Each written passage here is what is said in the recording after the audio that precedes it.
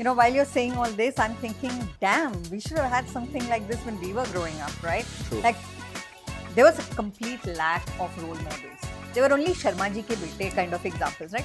Uske taraf padho, yahan jao. So we've never seen anything come easy, right? Like we know that only hard work can get us somewhere. Who I am today and many things about me are because of that one incident in life. And once you're in it, you have to give your 100%. Actually 110. 100 में survive नहीं कर सकते. I didn't realize that till I got in, and I saw how consuming it is.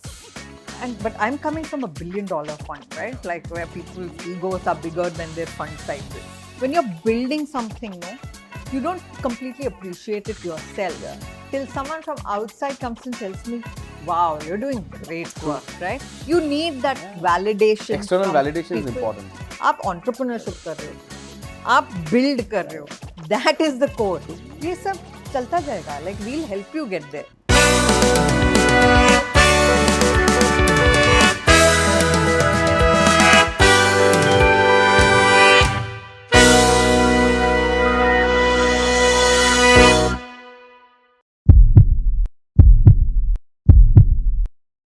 Welcome to the third episode of the Lifeboat. In this episode, I'm delighted to bring to you an amazing person, someone who's a true powerhouse, a force of nature. She's down to earth, but with a dash of sass, and an outstanding role model for women and men. While she comes across as pretty chilled, when it comes to getting things done, she is a perfectionist. Let me bring to you my dear friend, Sushma Kaushik, senior partner at Aavishkaar Capital. In this episode, we talk about the mindset development, overcoming personal grief, social entrepreneurship आखिर होता क्या है, what are impact investors, एक investor founder से क्या उम्मीद रख सकता है. Sit back, enjoy the episode, learn from it, use the information and keep building, one step at a time. Watch, like, share and subscribe to the channel and comment and let us know of what you thought of this third episode and what are your key takeaways from it. Welcome to the Lifeboat. Let's dive in. Yeah. Thanks, Vinayak. What a wonderful intro. Thank you so much. Thank you for doing this. No, especially after everything that I've put you through, if you still call me a friend, I'm touched. Yeah, 10 years, man. 10 years of me jelofying you. Yes. Yeah, the word is jelofying me, and it's not easy. It isn't. Trust me, but you've changed. You've changed and you mellowed down and you're no more the person who will snap and bite people's heads off. Still do, but I try to walk that through my head first before I actually do it.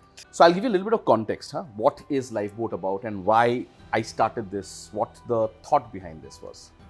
So God's been kind in a manner to say that the friends that I bring on to this particular platform are super achievers like yourself, who've reached there, done a lot of things in life and perhaps built a particular profile, which for most of my audience, which is perhaps in that impressionable age where they are in their early 20s going up to maybe early 30s, that's where they build their career. That's where they are looking at different people and saying, इसके तरह बनना है, या ये हो सकता है, इस तरीके से हम आगे बन सकते हैं. And they take a lot of thought process and then they say, यार, there is some construct of a God syndrome. कि यार, ये इंसान, is it even possible to be like that? Is it even real? बहुत सारे चीज़ हम देखते हैं आज के डेट पे which is very specifically structured, glamour oriented, maybe even certain amount of PR oriented. But what people don't realize is that when you reach that stature, it's not कि आप suddenly कल उठ के आ गए और you become that. There has been a lifetime of आंसू, दर्द, हंसना, achievements, struggles, palpitations, all of it put together. And that's where you reach that place. So the objective of this podcast is to go across and show those people that folks like you are also human. I'm saying it, and I myself don't believe it, but yes, you are human. We are human. And a lot of what you have done is what a lot of people can do. And therefore the story is to understand what is not available in the social media about you, what people don't know about Sushma, what people have not been able to discover about Sushma, and therefore the realism around it, which is what this podcast brings out. So that's the context of Lifeboat. Because my belief, all of us कभी ना कभी जिंदगी में किसी न किसी तरीके से डूबते हैं. And when we sink, what matters is who is there in a lifeboat and whether we have a lifeboat. That can be people, that can be situations, that can be institutions, that can be a moment. And we are going to discuss all of that in this podcast. Looking forward to it, Vinayak, because while you're saying all this, I'm thinking, damn, we should have had something like this when we were growing up, right? True. Like, there was a complete lack of role models. They were only Sharma ji ke bete kind of examples, right? Uske taraf padho, yahan jao. The playbooks were very, very limited and simple, right? Like, you have to do only this. Right. And I'm a South Indian, right? So we only have to do a technical degree. Right. Whether we like it or not, we have to get into a big institution to work in. That is all we are taught. We don't even know what to aspire to, what our capabilities are or what our options and possibilities are. So I think this is fantastic. I wish I were 20 years younger. That's the idea. So I'll tell you a bit about my background. While we know each other for almost more than 10 years now, but I come from the eastern part of the country where I was originally born and brought up. So I was born and brought up in Calcutta. And I was in an all-boys school. And all-boys school has certain pros, certain cons, right? So I grew up with that whole thought process of adrenaline being pumped up. You have to compete. You have to ensure that one-upmanship is there. Boys are like, boss, hum mard hai, hame aage jana hai. All that nonsense was there. But parallelly, I came from a background where in East, there is a lot of matriarchal importance given. Women are treated equal and you're brought up with that mindset to say that women have always been equal or perhaps a little more superior as well. So even though it was an all-boys school for me, we always knew at the end of the day that life is, and perhaps it's helped me a lot in terms of how I built my entire life around the thought process, and today as an entrepreneur, how that also showcases in my firm, that it's always equal footing. But that's been my background. Tell us about yours, your childhood. Where were you from? What did you do? Where were you born? What was schooling like? What do you remember? What do you carry forward from those thought processes? You're really taking me back in time. And, when you're asking these questions, I'm like, that's a long way back. But no, I mean, it's so good to relive those memories as well. So to begin with, while I was born in Bangalore, to very middle class family, my dad used to work in the Middle East. So as soon as I was born, we were shipped off to Saudi. And that's where my dad used to work. And I have very, very happy memories of my childhood there. That time we were in Jeddah and it was a far more liberal place. So I had some fantastic time going to the beach and, the play areas, the kind of parks that they had. We made some great friends. So being from a very close-knit South Indian family, the fact that we were exposed to many expat Indians who used to go there to work of different backgrounds was fantastic, right? I remember you telling me, Kaushik, and you were at times, you were childhood neighbors in one of those places. Yes, so our dads were colleagues. And what a small world. Yes, and our mums are friends, and we kind of knew him. My brother used to bully the hell out of Kaushik. I don't know how or why. I have to take that back to him, huh? Yes, it's embarrassing, some of the stories that I get to hear. But yeah, and so it was a great place growing up because you got to see different backgrounds of people, different communities. And then, of course, many of them came back to India, started their own. So my dad came back and he started as an entrepreneur, which back in the day was a really brave thing to do. This was in 84, 85. Tell us a bit about that. What was that entrepreneurial stint about? Because that perhaps was your first taste to understanding what entrepreneurship is about. Yeah. No, I think a lot of who I am today is because of my dad and the kind of things that he did.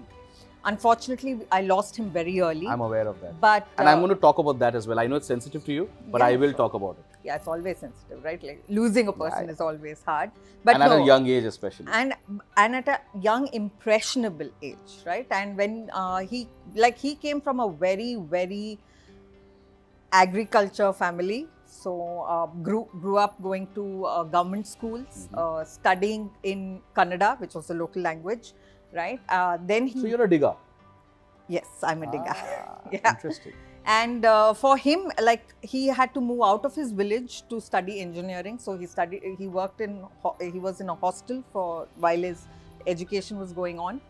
And he pretty much kind of paved his path in such a fantastic manner that, of course, he was the first one in the family to take the plunge to fly out of his comfort zone. And that would have also taken so much of guts, because उस time पे A lot. आपको पहला thought process ये होता है कि यार जहाँ आप shelved हो, जहाँ protected हो, आप वहीं पे रहो, वहीं पे कुछ करो. But you're looking at a Absolutely. completely foreign jurisdiction, Yes. a different country. A lot of gut call to take that as well. And I don't even know what he was going through at that point in time, because obviously language was a barrier. He was extremely talented, very hardworking. So he went on to work for one of the large architecture firms back in Jeddah. And I knew he used to moonlight at that point in time. He used to double hat for double income.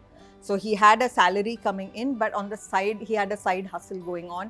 And I knew we used to see him late at night sitting and doing work so that he can deliver that as well and do this. So we've never seen anything come easy, right? Like, we know that only hard work can get us somewhere. So, and that was it. And then in '84, I don't know what happened. He decided we are leaving all this and we are going back to Bangalore. And I'm going to set up my own, which was a very brave thing to do back in the day, right? And a lot of people questioned him that why would you do that? You're having a good life back there, good income, good education for kids and all. And he said, no, I'll come back and I'll ensure that my kids get better education in India and they will do better there. And so that was, my growing up, what I saw of him.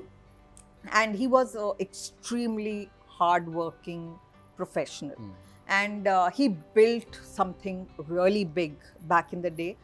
It was an engineering consulting firm, which was a very unique concept then. Correct. That time, the real estate boom in India had just about started. So he was working with the who's who of the real estate industry. And that's what we saw growing up.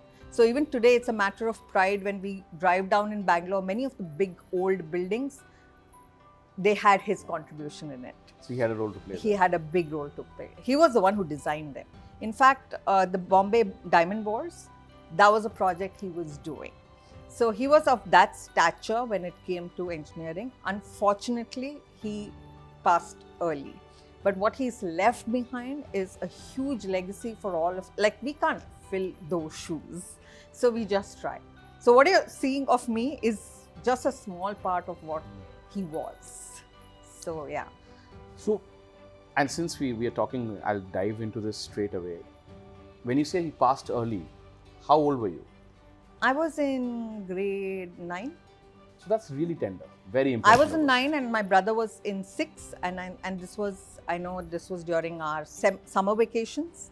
So we had gone for a holiday, and you know how it can be, right? Like, people, there was a lovely river flowing and they all jumped into the river. We didn't realize that it was one of the more dangerous rivers to go into, and he got sucked away. So it was hard. It was very hard. It was very hard.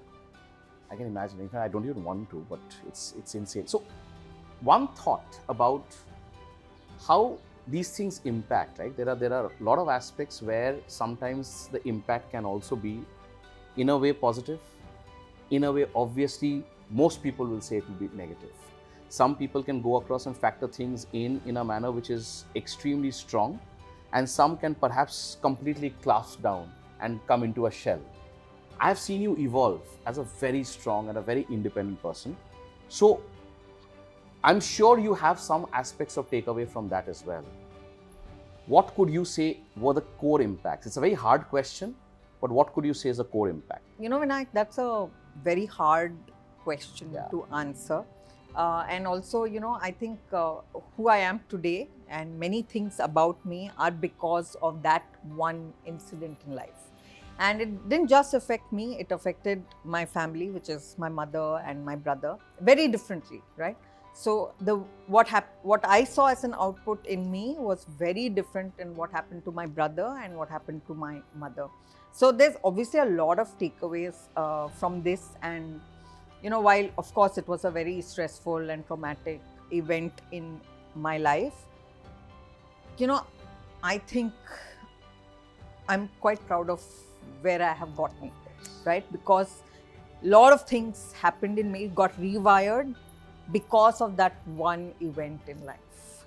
Who I was as a person before and after, there was like a huge shift 180-degree shift. in personality Yeah. type also. So I used to be a very reticent girl, used to be very quiet. Like even today, I don't think many of my school friends would even know I existed. That was the kind of person I was. Very in my shell, very, very content. In certain I can relate to it. things. You know, I was very happy. A I part didn't of have big aspirations. A phase of my life was exactly like that. So I was a complete recluse. Yeah, so I was like that. I would never participate in anything. I would never push myself to do anything beyond what was required. No, I was like a middling student. Yeah, 60% very good. Matlab, just surviving. I used to call it the surviving mode. I exist. Yeah. But there's no element beyond that. Absolutely. And there was nothing for me to look forward to. And that was how life was. And suddenly, this event happened. And I was suddenly the older sister, had to be more responsible, and nobody asked me to do this. Comes back. It's just there, Yeah. right? Like I have to look out for my brother, I have to look out for my mother. You're And no more the child anymore. Yes. The childhood goes away So very quickly. that day I stopped being a child. And that was like a game changer, right? Like then I became a more aggressive person. I started going out there. I started figuring out what works, what doesn't. And I started putting myself a lot more out, right? Like, what I want to do, where will it get me, what will it do for me? I started becoming a lot more sharper about people. Like before, they were just there, but then now I was and there was more protection, aware. right? Now the protection, Yes. the shield is gone. Yes. And it was different because it's not like we needed financial protection. My dad left us enough and more. But what my mom did was she was smart. It could have, really backfired in a bad way if I had assumed that, oh, I have everything with me, life is easy anyways. She never, ever made us know how much we have. I remember. And that's so important. It is so important because I used to only get like $1,000 pocket money when I was in engineering, right? Which meant I had to fill fuel into my kinetic Honda, manage my affairs in that $1,000, and for that I had to go stand in a post office to withdraw that money, right? So it was a very important lesson for me that maybe I didn't have much, so I had to really work hard for it. Today, when she tells what all he's left behind, I was like, damn, why didn't you tell us, right? Like life could have been easier. But yeah, that was important. Easiness also brings in entitlement. Yes. And I think what she also did was protect you from the evil of entitlement. Yes. Because that, I think, is the biggest lead sinker in all our lives. Yeah, So, absolutely. For me now, and for my audience, the key takeaway here is that life can bring in things which is completely outside your control. It can bring in things which are the most horrendous. बहुत ही अजीब हो सकता है, बहुत ही दर्दनाक हो सकता है, बहुत ही it can be very, very struggle oriented. संघर्ष बहुत ज़्यादा हो सकता है. But there are two ways of looking at it. One way is that you engulf yourself उस हादसे में, उस situation में और बोल दो कि यार यही है, and you completely clasp down and shut down और बोलो life इसके बाद कुछ बनाने लायक नहीं रहा. Or like what Sushma is saying, it also takes you out to the next level to say कि perhaps अब और मेरे पास कोई साधना नहीं है, कोई उपाय नहीं है. I have no other option but to go across and start surviving, but not surviving, but now living. Because the only way you can live is when you break the barriers, and that's where the early breaking of the barriers start. Yeah. So to my mind, and I remember this very clearly, Manoj Muntashir साहब के कुछ शब्द है, and this moment tells that. कहते हैं, सलाम करते हैं रास्ते उस मुसाफिर को, सलाम करते हैं रास्ते उस मुसाफिर को, जिस मुसाफिर के पाँव में हर रोज नए छाले होते हैं. अरे वाह. सलाम करते हैं रास्ते उस मुसाफिर को, जिस मुसाफिर के पाँव में हर रोज नए छाले होते हैं. मैं भरने नहीं दूंगा अपने दिल की दरारों को, मैं भरने नहीं दूंगा अपने दिल की दरारों को, इन दरारों से मुझ में उजाले होते. Beautiful. So well said. So that is how this kind of a situation happens. Right? Yeah. So I heard while you was talking about, I heard you mention about engineering, and I know your educational background to a great extent, but I want to outline some very interesting things. So the background of education that I came from, na, I believe two very interesting things were taught to me. And जिंदगी का मेरा hack जो है, life hack है, I took it from my college days. And it's very interesting, right? Because I believe these two hacks is what is the core of survival for any entrepreneur or any professional turned into an entrepreneur or entrepreneur turned into a professional. One is jugaad and one is network. Ivy Leagues, hallowed institutions, all of those perhaps don't emphasize on this. But when you come from the background that I do, where you have to hustle and survive, जुगाड़ mattered a lot. कि भाई मुझे हर चीज़ करना था, हर तरीके से करना था, but I came from a lower mid background. I did not have the ability of getting that kind of thing, so I did a lot of hustle to get the ability of winning those apps. I also did jugaad to do all things that I wanted to tick in the box, whether be it travel, hitchhike, backpack, jobs, bikes. I managed to do everything by doing jugaad. The second thing that I did was I understood the power of networking very early. I was that guy in college who was a part of every group in every geography, but had no group of his own. So UP वाले group में भी मैं था, बिहार वाले group में भी मैं था, मराठी वाले group में भी मैं था, the Himachal वाले group में भी, because Pune at the end of the day was Oxford of the East. It was the most cosmopolitan atmosphere that you could get. Yeah. And our Pune that I'm talking about, which is 99, 2000, 2001, was a very different city. Very different. But because of that power of being able to blend and network and be there across, I think those two things went ahead and made me realize that life is much beyond grades. Life is much beyond the number that you get on your sheet. Life actually is about understanding what street smart thought process is and applying that into education and real life to go across and take the lever. And I want you to compare two things because they're drastically opposite. In a way, diametrically two different planets. You have RV in Bangalore and you have the erudite and whatever you may call sophisticated, fantastic ISB in Hyderabad. And in between, you have a beautiful journey of your own, which is very few people know that, your own entrepreneurial journey. So I want you to tell me how this phase was and what did engineering bring on to you, which you still carry? Is there something that you think has perhaps been the biggest hook for you from there that you brought into your entrepreneurship? And how was life in ISB? I want to talk about that in a lot of segments because I know a lot of people want to aspire for these institutions. So how easy was it getting there? What life was? I want you to talk a bit about these. Sure. No, happy to. So engineering was not an option, right? It had to be engineering and it had to be in Bangalore. So why do you say so? Why not an option? Beyond engineering? Why was engineering not an option that you had to do it? Is it that you were trained mentally to say that you come from that background to say engineering is the only option or medical is the only option? Absolutely. Was that the thought process? Absolutely. And that's how we have been trained from childhood. Yeah, I can imagine. You have to be a whole bunch of these, either an engineer or a doctor or you're a loser, right? And did you conveniently forget the lawyer bit or you just pushing the lawyer into the loser? No, I will tell you. I will tell you what happened in my life. So somewhere, I used to live very close to the National Law School. Again, right? all hallowed institutions. It was just behind my house. So I thought these law students were pretty cool and they were doing some good stuff. So I wanted to become like them and I applied for it. And started preparing. I didn't even know what it took to prepare, right? Someone said, oh, they're going to ask for some questions, quantitative, qualitative, logical reasoning. I didn't even know anything, right? So whatever books I used to get second hand, I used to, somehow get it and start preparing. Before the exam, my mom got to know. And she's like, you cannot apply for this. This is not for you. This is not for our family. You cannot become a lawyer. No one will marry you if you become a lawyer. And I was like, why is that? And she's like, no, in our families, good South Indian family girls don't become lawyers. Oh my God. So I was like, really? And I was like, yeah, I don't know any lawyer, so it might be true. And but anyway, I went ahead and gave the exam, and as expected, I didn't clear.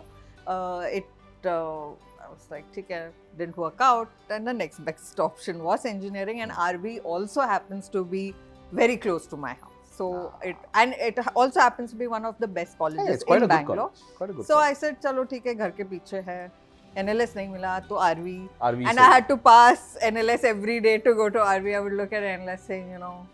So now I know where the seed of you being that pseudo lawyer in a deal when we sit together comes from. मतलब हमेशा से it's been there and you're like, okay, forget it. Why should Vinayak or his team talk? Let me just go across and start becoming the pseudo lawyer. No, now I know it comes no, from. not at all. Ah, interesting. But so, yeah, so so tell me it's how, not like the law was not in my scheme of things. It just but didn't work. was engineering college typical of what they say? Like, I know most ratios of women in an engineering college is generally single digit.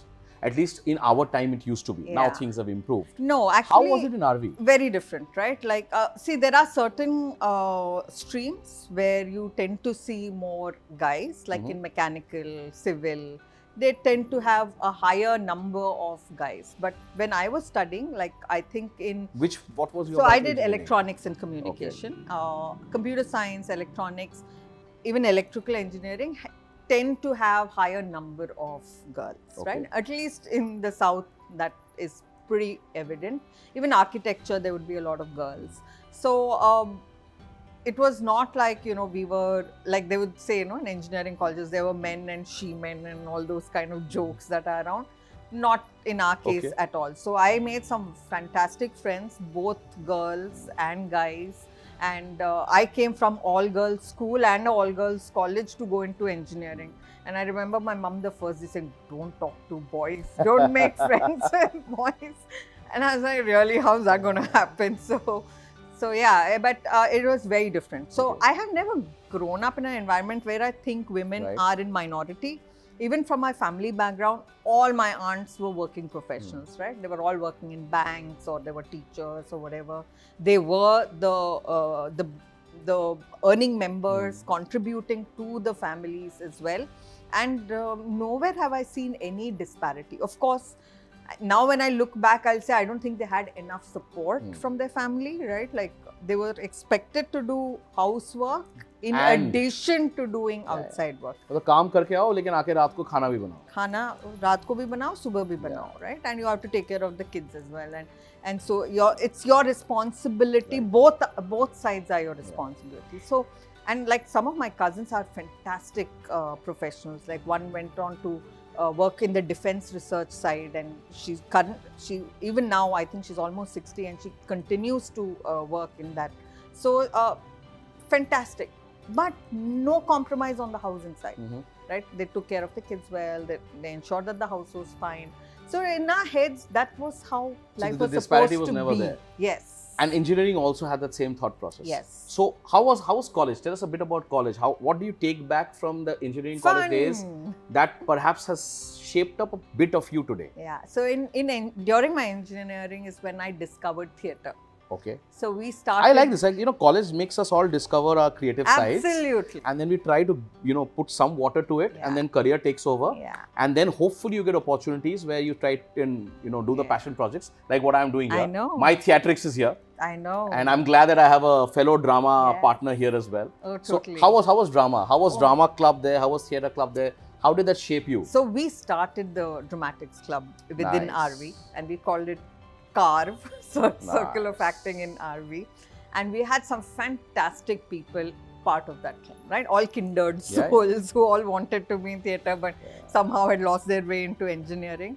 And we did a lot of commercial theatre. We did Mahesh Dattani's plays on a commercial basis as well. Was very, very widely, recognized as an acting club. I think even today they say that Carve exists. I don't know in what shape or form, but it opened my eyes to possibilities, right? Like, so then I said, I used to be the lead actor. Then I realized that, you know, that's the most boring job, right? Because unless the script is so powerful, right? No, that's great. But there's so much more that happens in the background, Correct. right? Like the sound, the light, Correct. costumes. Like a lot of people are seeing us here. But they're not seeing our crew who's doing Absolutely. everything actually for people to see what we are doing. Correct. And that was more exciting for me. So somewhere I dabbled around makeup and light and sound and all of that as well. And then, as they say, life happens. Yeah. And in fact, I think one of my cousins, who's also my mentor and a well-wisher, he got really worried that I was going down that path. You know how that older brother will always be looking out and wondering what's happening. And he took me to a counselor, a career and counselor. Bangalore has a lot of good theatre society, right? Absolutely. Like I come from, again, between Calcutta and Pune, both are culturally very rich on theatre. Yeah. I know Bangalore also has a huge hub. Absolutely. So I don't know if you know this, but Koshi's, it's an old-time haunt for many people, the Bangalore folks. Afternoons, if you go there, you will find in tables a lot of theatre, like really veterans sitting there discussing scripts, talking. I can imagine. Theatre I have with a lot of of takeaways. coffee, filter coffees. So like coming for us in so- Pune, it used to be FTI, and then when it came to Bombay, because I used to do a lot of drama, right? And I did a lot of theatre across India. And then I used to go and I met people in Mandi House also. And Mandi House in Delhi has a very different feel. Prithvi has a very different. illustrious feel, which is a very, again, different ball game. But the raw feel of theatre in terms of street theatre, and when we used to do this intra-college or inter-college fests, it was a different ball game. Yeah, absolutely. No, but the Bangalore theatre scene were very different. Like, you know, you would find people sitting and drinking tea and, you know, discussing scripts. I don't think half those scripts ever saw, you know, any outcome of any. Yeah, it's shifted. Now from the scripts, it's become the Kormangla side of the business plans. That's true. है ना? So we used to hang The out a dramas lot on both there. sides. Yeah, that's there.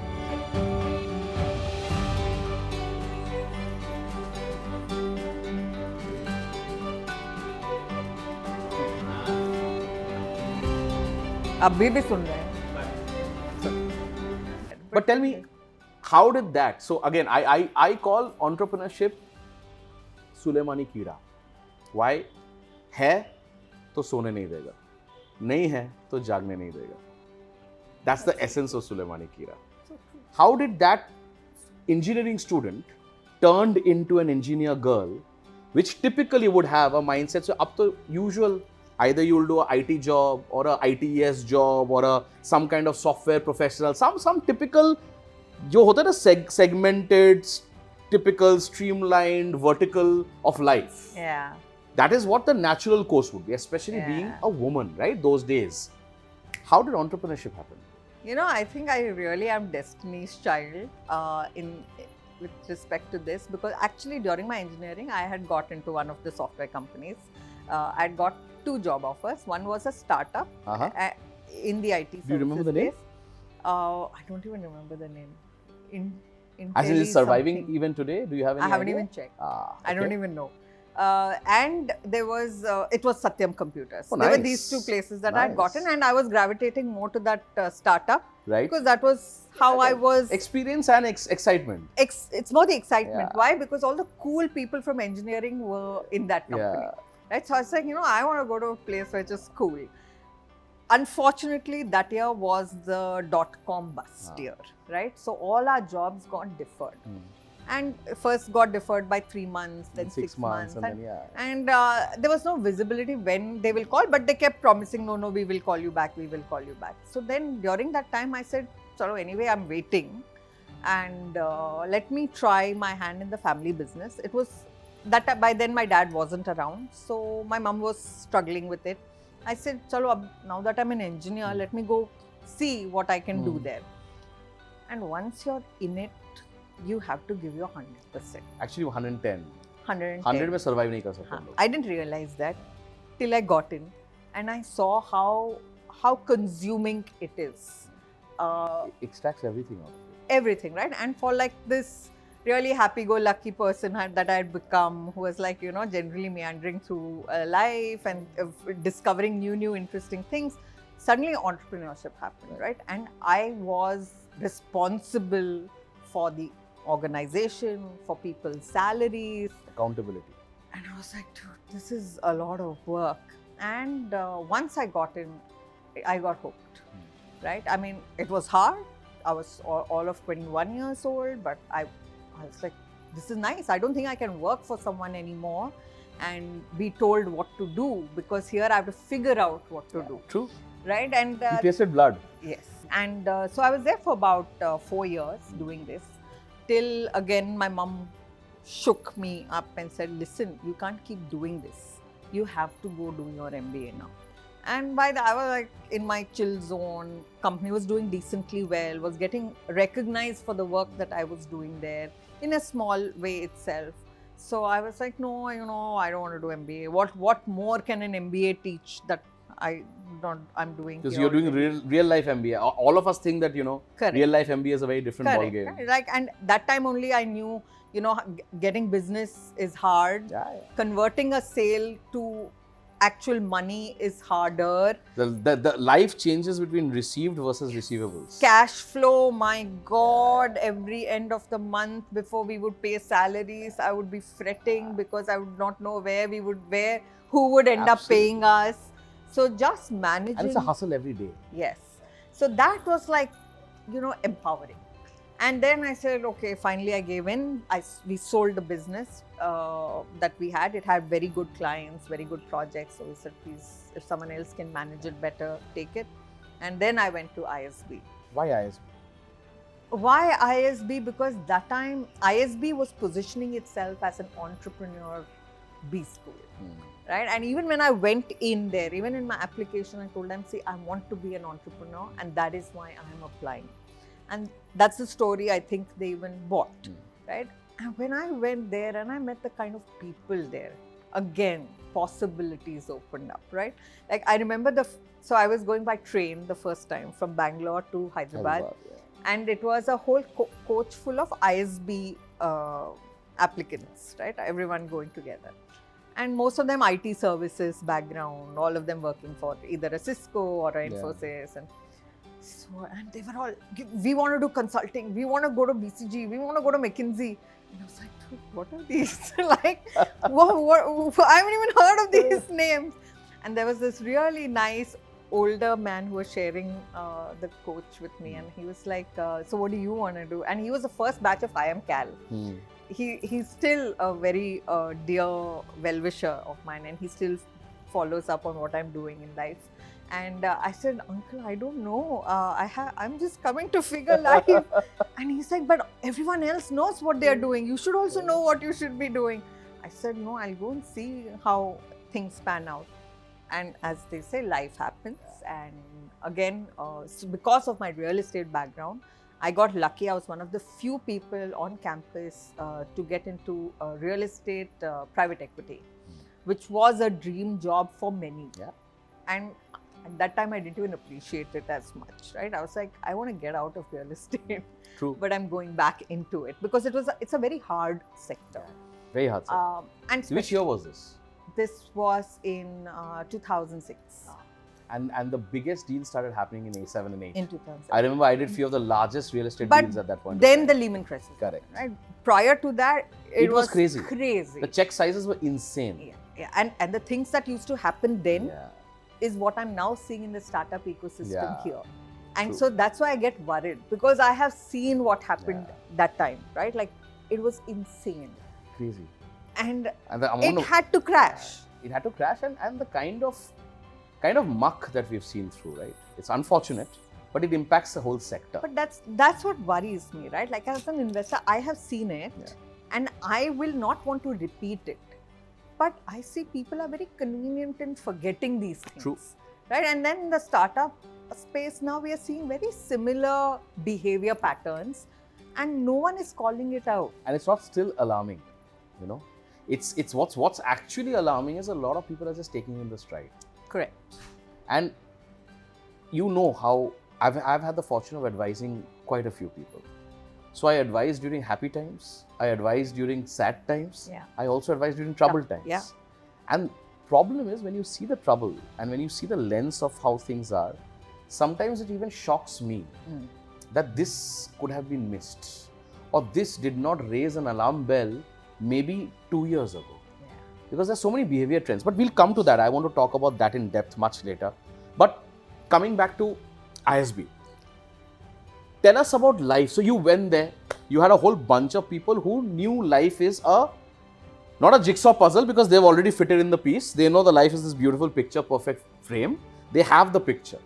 You're going to this place where you don't even know the puzzle. You have to now accumulate the pieces and try and make the picture. How was life there? For our audience, to who perhaps yearn to say that they want to be a part of such institutions, first question, how difficult is it to get in? And once you get in, what is life like inside? See, I was, I think, the 5th batch of ISB. It was still an up-and-coming B school at that point in time. We had some of the best international faculties coming to teach us.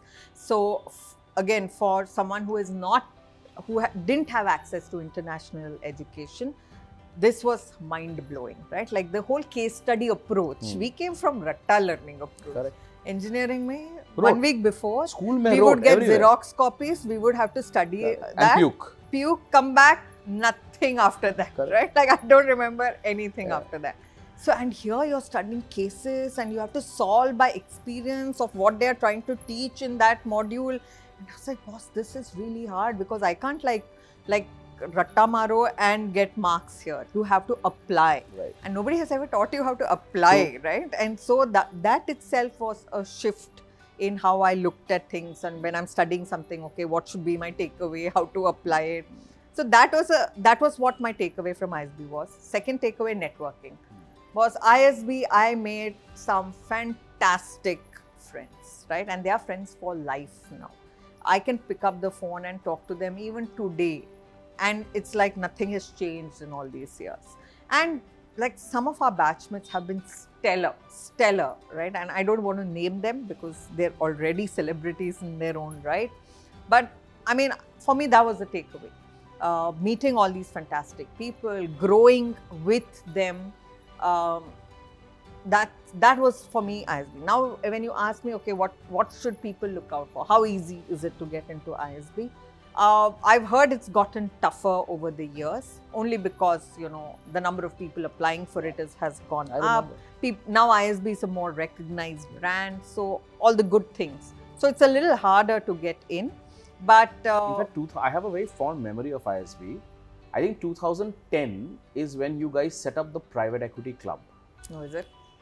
And I used to be those days in Amarchand. And I was doing a lot of private equity those days, right? And I remember the guy who set it up because I knew him from, I think he was working in Godrej before he went to ISB. And most people in ISB would actually go and treat MBA like what is it in the West, which is basically a mid-career enhancement program. Yeah. Unlike in India where the mindset is, कि भाई graduation हो गया सीधा MBA कर लो. Correct. Because you will get the better paycheck. So I remember I was also invited to come and lecture and give a guest lecture on negotiations, because lawyers, and at least corporate lawyers, are known to go across and be reasonably decent in negotiations. And God's been kind. I think you've seen me. Yeah. I think I'm reasonably okay in negotiations. Yeah, you're just being modest, but yeah. But the beauty was that a college recognizes and starts calling stakeholders from different fields, saying experts need to come in and give their view. Yeah. And the students actually learn out of it. So I think that also was very unique. Yes. Because at least in our education, it was never, at least the time that I passed my law out, it was never the situation like that. It was typically, again, just go, read, puke, get out. Yeah. No, I think that was what ISB offered, right? Like actual real world experiences. They would call a lot of experts, practitioners to talk to us. And we didn't have access to these, and social media didn't exist that time. Yeah. So it was meeting these people real time, talking about their life journeys, case studies on them. That's how we learned, right? And back in 2006, I think the VC PE industry was still a very nascent industry. Like there was not too much to even talk about. In fact, I started working in this industry about 2005. And in 2005, you would predominantly see private equity. Correct. Because VC was still evolving. They did not even have the risk-taking appetite. Correct. The larger private equity houses were coming in for more deals like, let's say, in the financial services spaces, in the real estate spaces, as you were mentioning, in the asset management spaces. And then that entire curve happened to say that India is perhaps now the next pool of opportunity, and that's where the rise of VCs happened to a great extent. Absolutely. Yeah. So I think we are one of those older people who have been in this industry longer. And hence, maybe we tend to be a little more conservative in our outlook. And thankfully so. I don't know. In today's world, I think thankfully I don't so. know. After all that we are hearing. Yeah, but these things. So coming come back and to go. ISB, so it's getting difficult obviously because now the recognition is there, the pedigree is higher. Yeah, That's a natural phenomenon of any organization or any institution that becomes popular. But the core education, was it also about the fact that it's not just about network and the lifelong friendships that you make, but it's also about the fact that education needs to be experiential?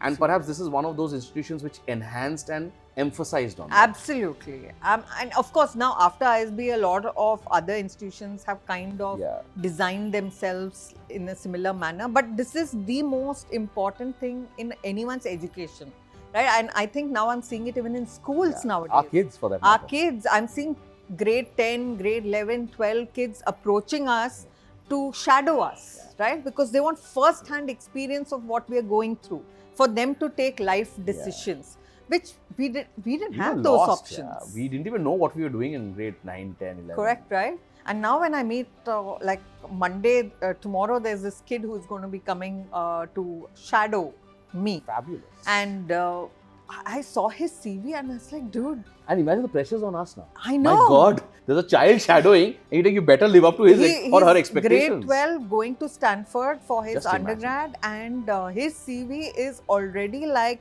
perfect. And I said, what can I teach you? You will be teaching me. And he's like, no, I just want to see what happens.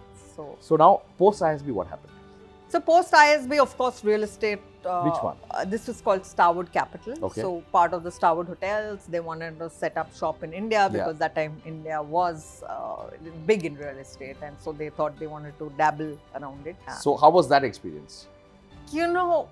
I mean, of course, I learned. I get this mixed emotion feeling from you. Yeah, it was mixed for multiple reasons. A, it was the fund itself, right? It was a US fund, and I don't think they saw Indian talent ready for private equity, mainly because we weren't, right? Like, I don't think we had the kind of, not at that point of time. Like the data points were not there. They would say, ask us to evaluate deals and they would ask for 100 data points on a certain deal, right? And in India, you don't have those 100 data points back in the day. And then they would share the deal memos that they would be writing there, which even marked properties like in a whole block that they were investing in, so that they know exactly what competition they will be facing. And here we are like, we have no clue what's going to come around here in the next few years, right? So and no process as well. No process. Everything is just by touch and feel and understanding the market and being deeply penetrated in the market. Or befriending the security guards in those projects to say कि भाई यहाँ पे इस तरीके का building आ रहा है. Correct. That's exactly That's what the reality. That was the diligence we would be doing. We would just keep walking up and down that road, figuring out, okay, who owns this plot of land, who owns that plot of land. The mapping procedure. Yes, and to say, okay, is there a threat if you put up something here? Those kind of things. Right. So I didn't see it as a great outcome for me, and so that's why it was a little frustrating. And especially the fund that I was in, they were looking at more the creamy layer, that is the luxury segment of investing, which India was not ready for it at that time, right? And we kept telling them that, listen, you need to look at MIG, affordable housing. Those are up. And I know that's such a close subject to your heart. It is. So, and I had done really deep research in that area to say that, this is the thesis we should be investing in. But there was no DNA towards that, and it was not an interest area. And for them, India was like a small blip in their overall scheme of things. It was more like a nuisance than anything else. Or more of an experiment which you don't know whether you want to actually they follow had to through be or here not. because everyone else was here. The FOMO. The founder, Indian promoters are very hard promoters, very different from. And real estate promoters are very different compared to others. Exactly, right? And so there was a little bit sense of mistrust also when they are getting in here. And it was not just them. Most of the foreign funds were. I remember. And I think half of them lost their shirt, their pant, and everything else also in the process, right? Very few people actually made money of that vintage. True. So, but the promoters made a lot. Yeah, a whole bunch of them. Some of them made money and disappeared. So we have that situation Absolutely, also. right? Yeah. So that was my journey, as my first Fabulous. job. And then what happened then? And then, of course, there was disillusionment that it's like, this is not exciting. Being an investor in a space that, you're not even building something, right? You're not creating anything. Correct. And that's when I read about social entrepreneurship. Interesting. And that time it was a word that was just getting up some buzz, interest, microfinance as a sector was picking up. So from real estate, hardcore capitalist investing, I thought, maybe impact investing, which was emerging asset class. How did you come across it? Just by reading and then... Because it's so different planets, right? You're coming from a completely capitalist mindset to today, perhaps you're one of the most, and I'm going to touch that separately, but you're one of the most well-renowned impact investors as a woman in the country that you're known as. How did you make these planets meet? So the interesting journey, and as I said, sometimes I am Destiny's child, right? So when I was looking at real estate, right? And I was trying to figure out what is the next big asset class to invest in. And affordable housing was coming up repeatedly. Right. And it was an overlap in what I was doing. And then when I was looking at affordable housing, the problem statement was more in how to offer credit. Right. Because for this segment, it's not like they didn't want homes. It was they couldn't afford these homes. And so therefore also credit worthiness. How do you manage that? Yes. How does credit fit into this? And so I kept going deeper and deeper, and who are the ones solving for this problem? Right. And then this whole new set of people called impact investors came in front. And I was like, who are these guys? These seem like a cool lot. Right. And that's when there was a very interesting article in Business World that had come at that time, where Vineet, who's the chairman of Aavishkaar, was featured in it as people who are investing in the other India. And I was like, I want to be doing that. I don't want to be doing So we're going to get into Aavishkaar in much more detail. But before that, I also want to understand the story of how you and Mannu met, because to my mind, I think that is the biggest impact you have made and the biggest investment you have made, right? Absolutely right. So how did that happen? Yeah, no, I think that is the most important thing. So there was one event that changed me as a person. So for the audience, Mannu is her husband. Yes, Mannu Sani is my husband. And so one event that changed me as a person, and I think my selection of partner has got me where I am today. And I'm very, very grateful for, the kind of person that came into my life who helped me get here. So, and it's not scripted. You should tell the audience he's not sent these lines to say it to you. You're saying it on your own. No, I'm really grateful that I met him, and it was very interesting again. Tell us the story. So he is also from ISB, but 2 years ahead, earlier than me. And when I first moved into Bombay, I ended up sharing an apartment with a girl who was Mannu's batchmate. And they were a crazy lot when it came to partying. They would party midweek, morning, noon, night.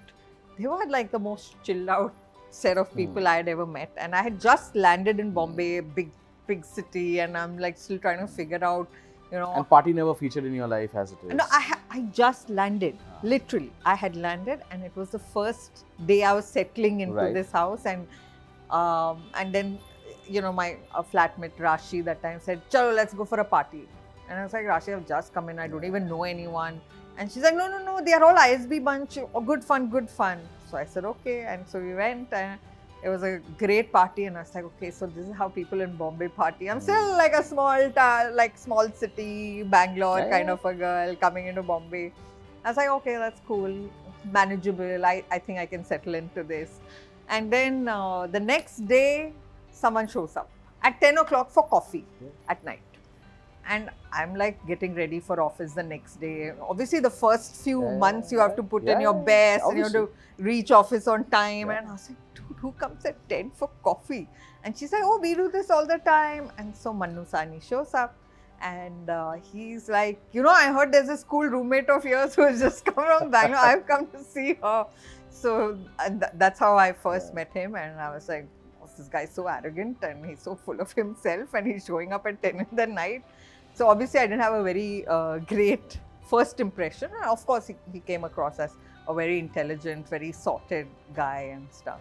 And then, you know, the next day also party, the third day also party, and like that for like 2 weeks non-stop. I was invited to all their parties. Right. And I think by the 15th day he comes and says, yeah, I want to go out with you alone now. And I said, dude, no. I mean, it's fine when we are in a group and all that. He said, no, I'm sure. So then, okay, I said, chalo, let's go for a play, let's go for coffee and stuff. And then within a month he had said, okay, I want to marry you now. I said, dude, that's like accelerated at a different level. So I said, you can be an axe murderer for all I know. True. I don't know you. I have just met you. Or vice versa. You don't know me either, but for him it didn't So I clearly was didn't more about matter. the axe murderer being you. He didn't know me that time. It could have very well been me. But yeah, so then, and then as they say, rest is history. So in 9 months we were married. Fabulous. And I know he's from the same industry, right? And Yes. how has that shaped up in terms of work? Because a lot of people, and again, we will deal with your current role in much more depth. But one topic which I think a lot of people have interest in is when couples come from similar background, perhaps similar work, and therefore a lot of times work comes home and home goes to work. It could be a great thing. It could perhaps also be problematic. I'll give you an example personally. So Archana and I started our career together. We worked in several locations, on several firms And together. still she agreed to marry you. Yeah, imagine. Just imagine how amazingly good I am. How did you charm her? How amazingly good I am at convincing people. That's my skill, Good. right? No wonder I'm your counsel. Think That's about true. it. I'm lucky. Yeah, think about it. So, a lot of times people used to ask that, boss, 24 घंटे आप लोग each other Seriously, का no? शक्ल कैसे देख सकते हो? आप काम भी साथ कर रहे हो, Correct. आप शादीशुदा भी हो गए हो, you're living in the same house. How does that happen? So, one thing that both at Archana and my level, we used to say that, you know, there is no concept of work at home at work. The way it is, it becomes fluid after a point of time. Yeah. आप जब जो ज़रूरत है, you're talking about that at that point of time. If there is a need to talk about work at home because there is some shit at work, you will deal with it. If there is a requirement to talk about some problem of home which needs more emergency, even if you're at work, you will deal with it. Yeah. Especially when you're also co-founders, like Yeah. she and I are, because Yeah. we took the plunge together as well. Yeah. So from your perspective, you both... Sorry, before that, can I ask you a question? Sure. You both decided to take the plunge. The norm is that, you know, one of you is a safety net and the Absolutely. other is taking care of. So that was what the whole world told us. Yeah. So, and you know our background, right? We both were heading practices in a large law firm, had our partnership roles, reasonably large salaries. And the whole thought process was कि अगर कूदना है तो आप साथ कूदोगे. क्यों? Now I'll tell you why. Because the essence, what people don't realize, and I say this, I actually connote this to a great extent in terms of the ability. The ability of entrepreneurship. If you are looking at the thought process of being a solo founder versus having co-founders, and look at it now as you're an investor, look at it with the investor lens. As an investor, you're always more secure or more perhaps comfortable taking a bet in a portfolio where there is more than one founder than just one solo founder. Most investors are. I will tell you, You it's might a be an mixed aberration bag. as always. No. I'll tell you, for us, the experience has been a mixed bag. Could be, but that is also about hedging bets to a great extent, because one guy means completely that. For us, the whole thought process was कि logic says one takes safety net, Correct. takes care of the kitchen, one experiments. But when you know that two people can be the multiplier effect, then logic also demands that you're actually wasting the time value of money. Because you're so sure that when you do things together, the multiplier effect is far higher. Wow. So that thought process is also there. And at work, we are co-founders, right? We've always thought through as co-founders. Nice. So from our perspective, it doesn't matter in terms of what the spousal relationship. In work, you're But there's working no as friction? partners. Zero. At work? Zero. Because you have to have verticals which are given to each other. You have to know where your verticals are, who takes care of what. And the moment, and this is an example I give myself, and I've advised so many spouse co-founders, right? So many spouse co-founders are friends of yours and mine mutually as well. And I'm very clear to say that the verticals have to be defined. both internally for your perspective and for investors to know who has to deal with what. Yeah. Investor needs to talk to who for what. Correct. A mixed messaging or a mixed emotion can't come in. That's where the confusion starts arising. So for us, it was always the multiplier effect. But coming back now to your...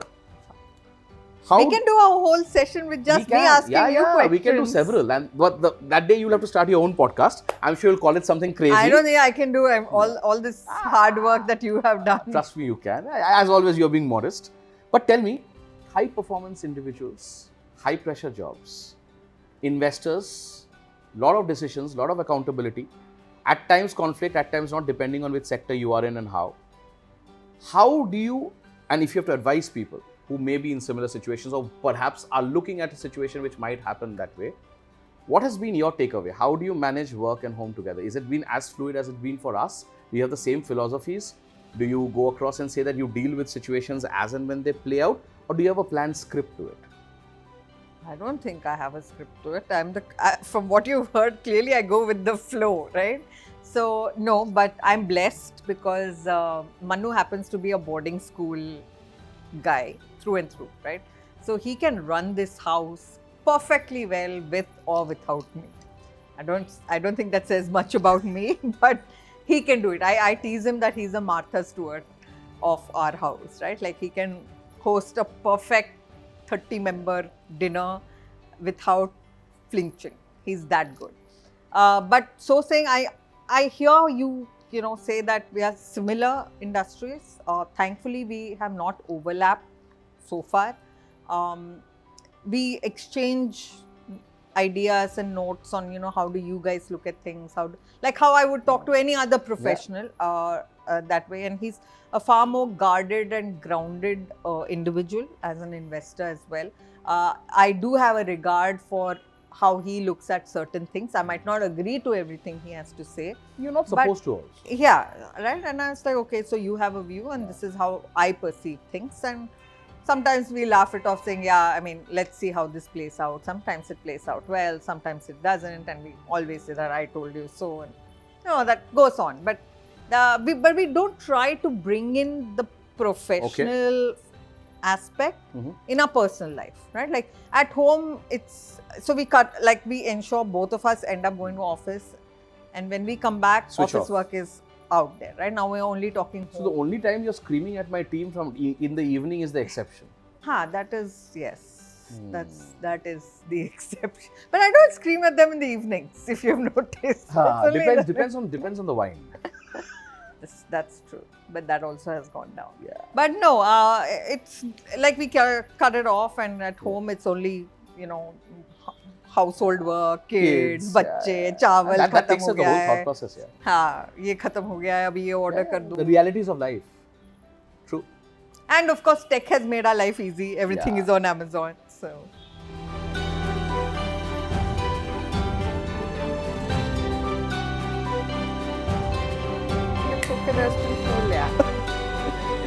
Anyway.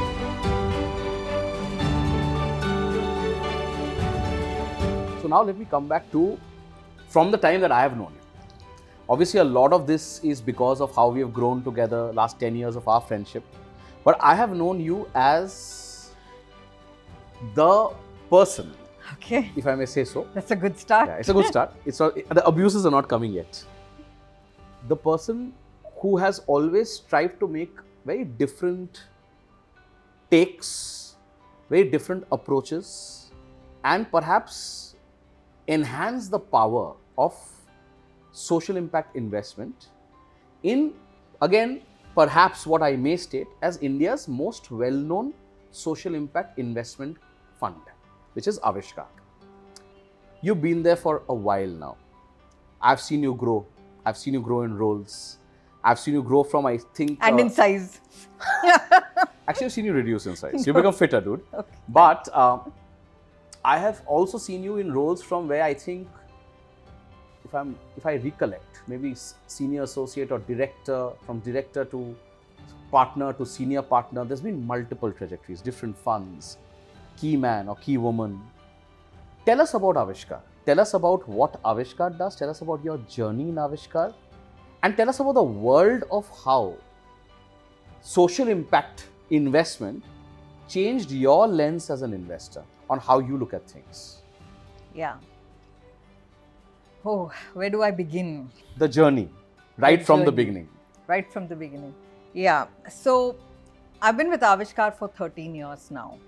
And I must say there has never ever been a dull moment where I have to sit back and say, maybe I should look at other things, right? Like normally as an individual you want to grow, in your career you want to grow. True. And there are times in everyone's life where you feel, yahan maza nahi aa raha hai, kuch aur karna hai. Correct. I felt that And 7 years ago, and hence Vertices got born. Right? And for me in the 13 years, ek baar bhi, I have not had this feeling. And lots of people have asked, how come you're still here? True. Don't you want to do something different? But in my head, why would someone want to move, right? A, when they feel that their growth is thwarted. Second, when you're not excited with the kind of work you're doing or the opportunities that are coming your way. Third, when you are not recognized either internally or externally or both, right? And fourth, the financial aspect as well, right? If you're not rewarded Which a lot of enough. people don't want to talk about, but that's the reality as well. It is important. You have to weigh in your pros and cons. You have a certain self-worth of yourself. If you feel that the organization is not recognizing it, then you will have that feeling that, do I need to be here? Yeah. And maybe someone will value me better somewhere else. In my 13 years here, till date, I have not had any of these feelings or questions, right? The what if moments. The what. And I'll tell you and when people ask me this, I sit back and think, why is it that, am I abnormal or have I gone into such a zone? The reason is, when I joined Aavishkaar, it was all of about a $30 million AUM fund. True. Right? It had a big name even then. It was even at that time one of the larger impact investors from India. And they had done quite a few deals. So at that time itself, they had about 30 companies in their portfolio. So people were talking about them. But I'm coming from $1 billion fund, right? Like where people's egos are bigger than their fund sizes. And when I came here, I was like, it's small, but I believe this space is going to grow. That was a belief I had.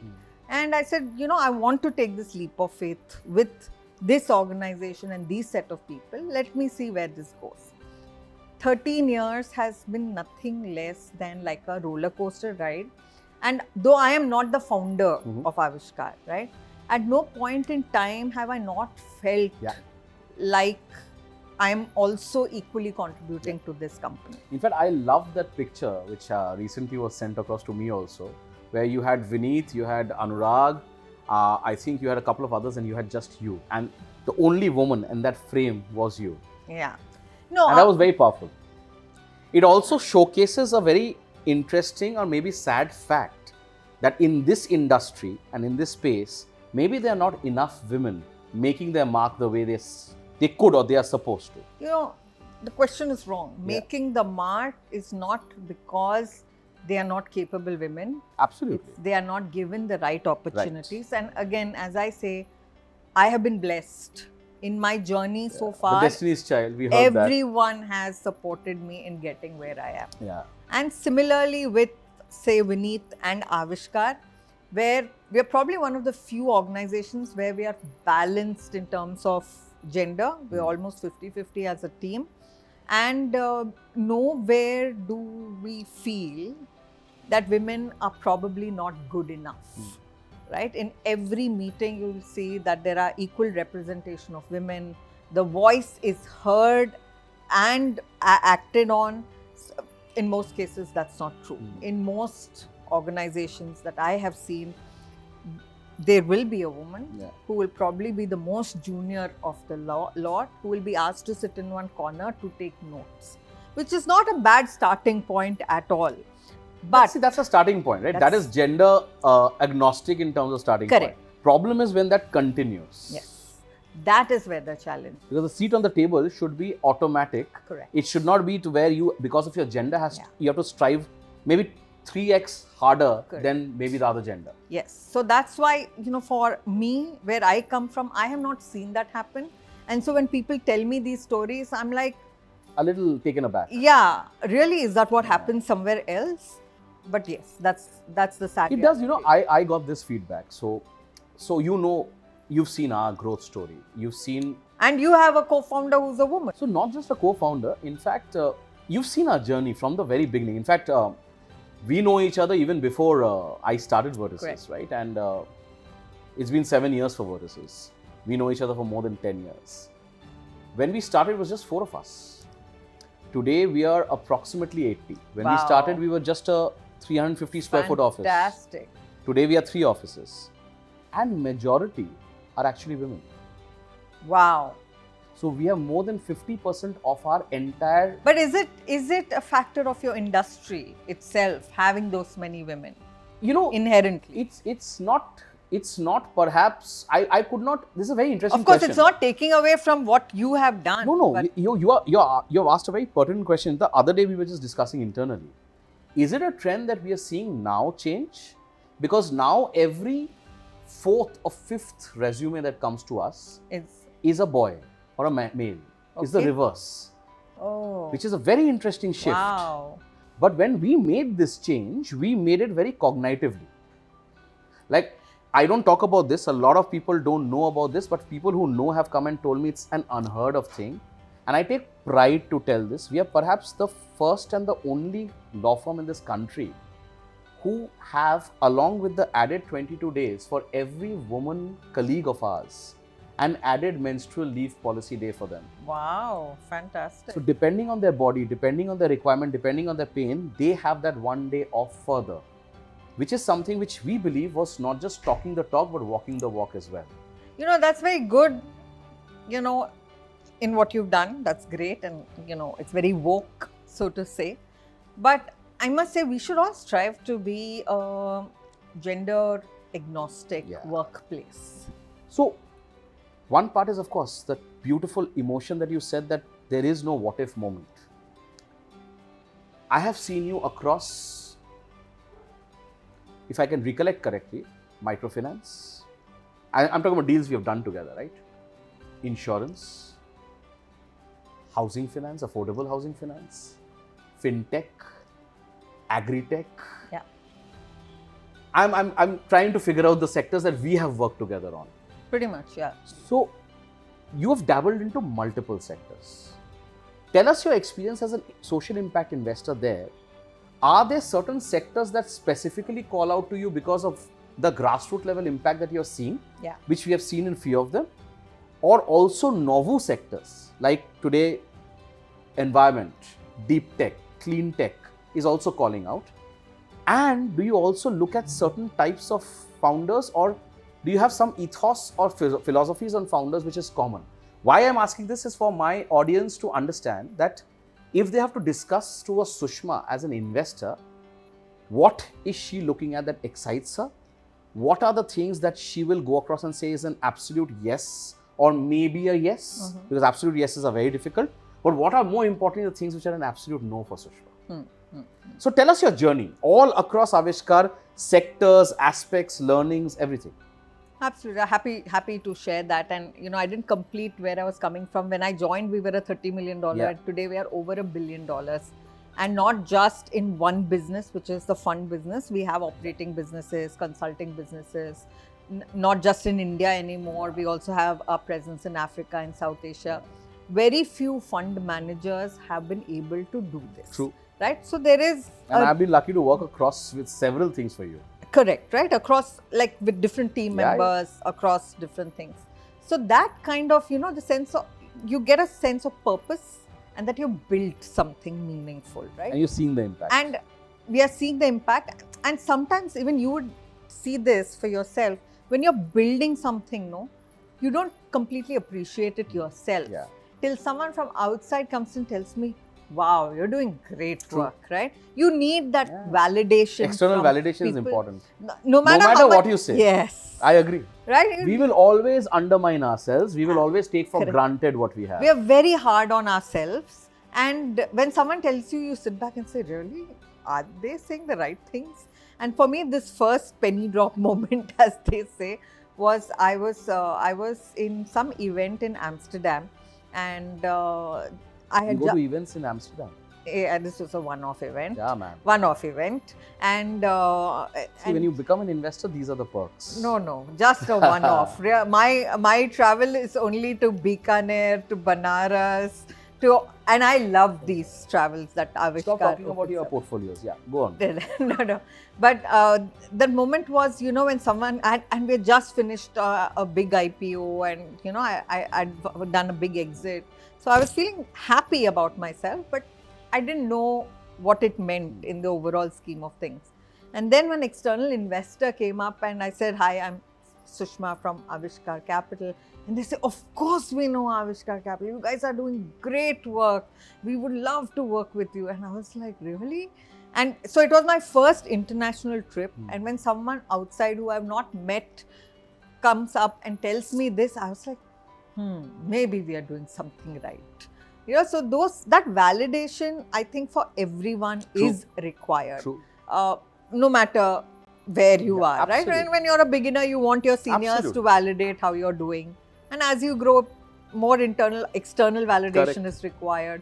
So I think that is very, very important aspect. When I came in, with rosy glasses, thinking, oh, I want to do good, I want to change the world, to what it is now. Obviously, I have evolved, my perspective has evolved, and the industry has evolved as well. And the expectations from this industry also has evolved. When I came in, and even looking at Aavishkaar's first set of investments, they were looking at investing in good people, inherently good people who are doing good work for society, for the environment and so on. So when you look at them, they're like, yes, this makes sense.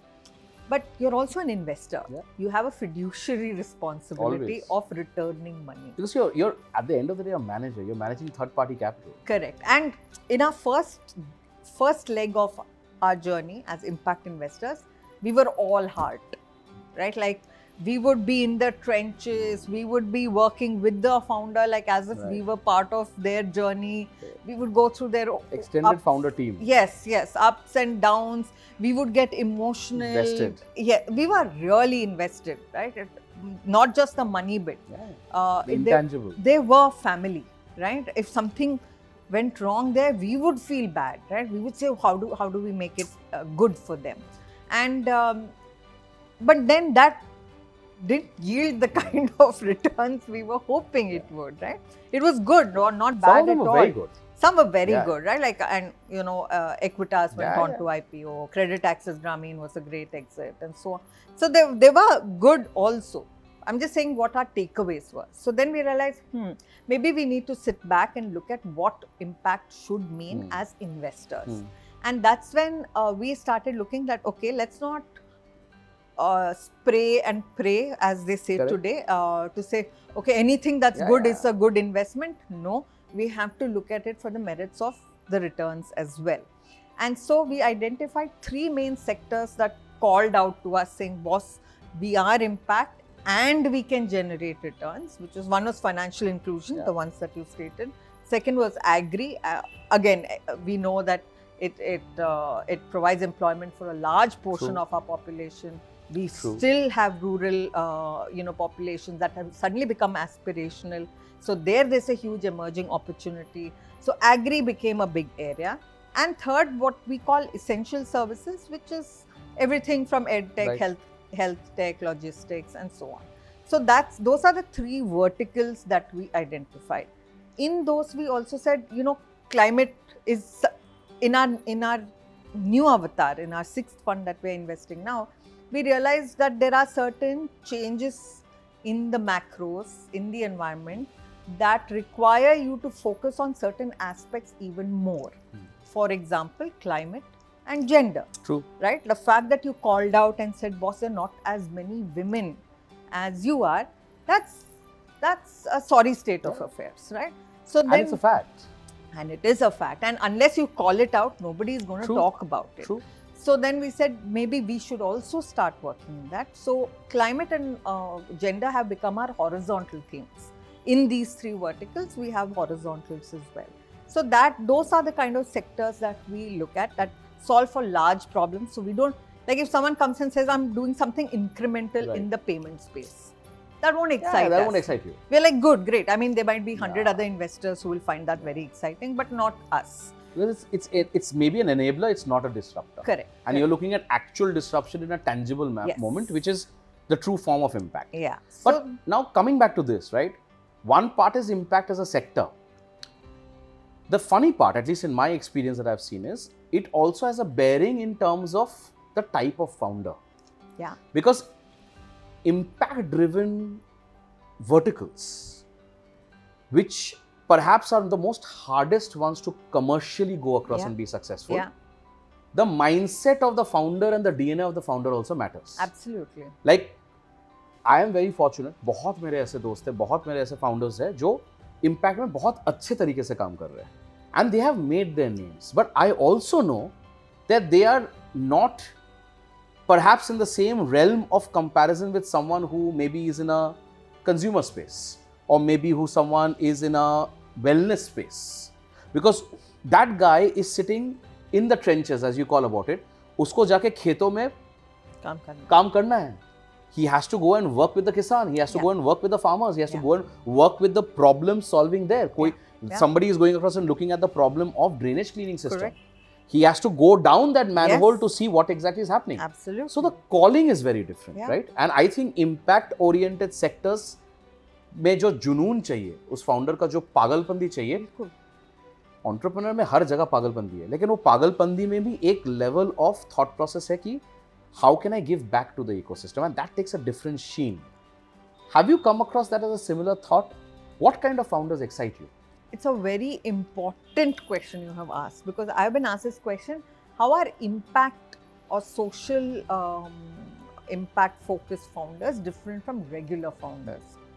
And in my head, I'm saying, boss, entrepreneurship is entrepreneurship. Correct. You need all the trappings of a good entrepreneur to manage this, right? However, when I look back in our own portfolio, right, we have about 75 investments.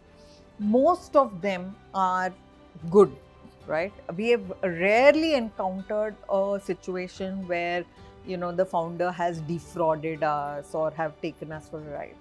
And so in fact, Stanford has done a case study on our selection of portfolios as well, to see how are we different. Correct. And what came out very uniquely is our founders, as I said, they are good people who want to do good work, right? So they have a very strong calling on purpose. And even when they attract team, they attract like-minded people, right? So all the stories that we are hearing today, that ये हो गया, वो हो गया, उसने इतना पैसा ले लिया, इसने ये निकाल लिया, किसी ने एस्टन मार्टिन खरीद लिया, हाँ, BMW दे रहे थे लोग टेक टीम वालों को. That has not happened, thankfully, so far in the impact space. Why? Because A, they come from the grassroots. Correct. Most of them will not even know how to speak in English. Correct. Right? You will not find them to be the most savvy people who will... In fact, I have come across situations where I have been brought on to explain the constructs in Hindi. Correct. Because comfort zone उसका English है ही नहीं. और उसको वो चाहिए कि भाई 200 page का डॉक्यूमेंट आ गया, 200 पेज का डॉक्यूमेंट आप मुझे हिंदी भाषा में समझा सकते हो क्या? Correct. So you're true. And that is resistance also. No, it is, right? And there is, and hence their access to a network itself becomes limited. Correct. So that's where your self-doubt as it is there. Absolutely, because in entrepreneurship, there's always self-doubt. Correct. So there, you know, if we try, just try. I mean, ours is just a cheerleader job, as I tell anyone, is to help them overcome this hurdle. Because this is a very small hurdle, boss. आप entrepreneurship कर रहे हो, आप build कर रहे हो. That is the core. True. ये सब चलता जाएगा. Like, we'll help you get there. That is how we look at things. That inherently good quality founders who have a good heart and the right purpose, have the same value systems, are able to attract better quality people and hence a better, stronger foundation. So those are the kind of people that will excite you. Yes. What are excite us is Yeah, the model, multiple aspects. the Yeah, of sector, course. how But- they're solving a problem, all that. See, that is the peripheral. I think, and one very important element you're talking about, which people don't want to talk about, is along with your business plan, along with your model, along with your numbers, that DNA of that founder is equally important. Yes. And I think what you're emphasizing and what is very important for the audience to realize is, especially when you look at sectors where the calling of personal sacrifice is far more, because labor is far more, inherently the mindset is slightly different as well. Because you're going through, as it is, hardship of They are entrepreneurship. driven by different things. And they are driven by making a difference, Yes. a tangible difference. You know, I have a very, very favorite and a very regular share of mine. And I want to emphasize on this, while you spoke about entrepreneur, why you spoke about this, I define them as a keel. You know what a keel is? The nail. हाँ, इतना हिंदी आता है आपको, सही बात है यार. So what if I'm from Bangalore? True. So I call an entrepreneur a keel. Say why? Why? कि दा उम्र भर वो कील बोझ उठाता रहा. And you will appreciate it all the more because in this beautiful house of yours that you've invited me in, you can see a lot of paintings around and I can see a lot of paintings around. कि दा उम्र भर वो कील बोझ उठाता रहा और ये कमबख्त दुनिया जो है उस तस्वीर की वाह करके निकल गई. Arey wow, what fantastic. Beautiful. So the entrepreneur is that keel and people are seeing only what is in front. Yeah, that's है ना? true. That's so true. But here is the twisted side, which a lot of people don't want to talk about, the dark side. Yeah. Unfortunately, entrepreneurship, while it gives you that tool of choice, like I keep saying this, right? If I had to continue in my earlier avatar of being, let's say, a partner in a bulge bracket, monetarily, perhaps I would have been much better off. Yeah. But would I have the intangibles around me and the intangible currencies of what makes me richer? Answer is no. Would I perhaps be able to do this sitting here? Maybe no. I would perhaps be punching my time clock somewhere or asking my boss, can I go across and show this as a business development meeting? Absolutely. So that compromise is amongst certain material or maybe tangible elements versus intangible. So my thought always is कि अगर मुझे suppose करो चपाती खाना है या फुल्का खाना है या तंदूरी रोटी खाना है, रुमाली रोटी खाना है, वो चॉइस मेरा होना चाहिए. चाहे 2 रोटी खाऊं, लेकिन आज अगर आप मुंह के ऊपर मेरे 5 तंदूरी रोटी हर दिन फेंक के बोलो आपको यही खाना है, I may not want it, right?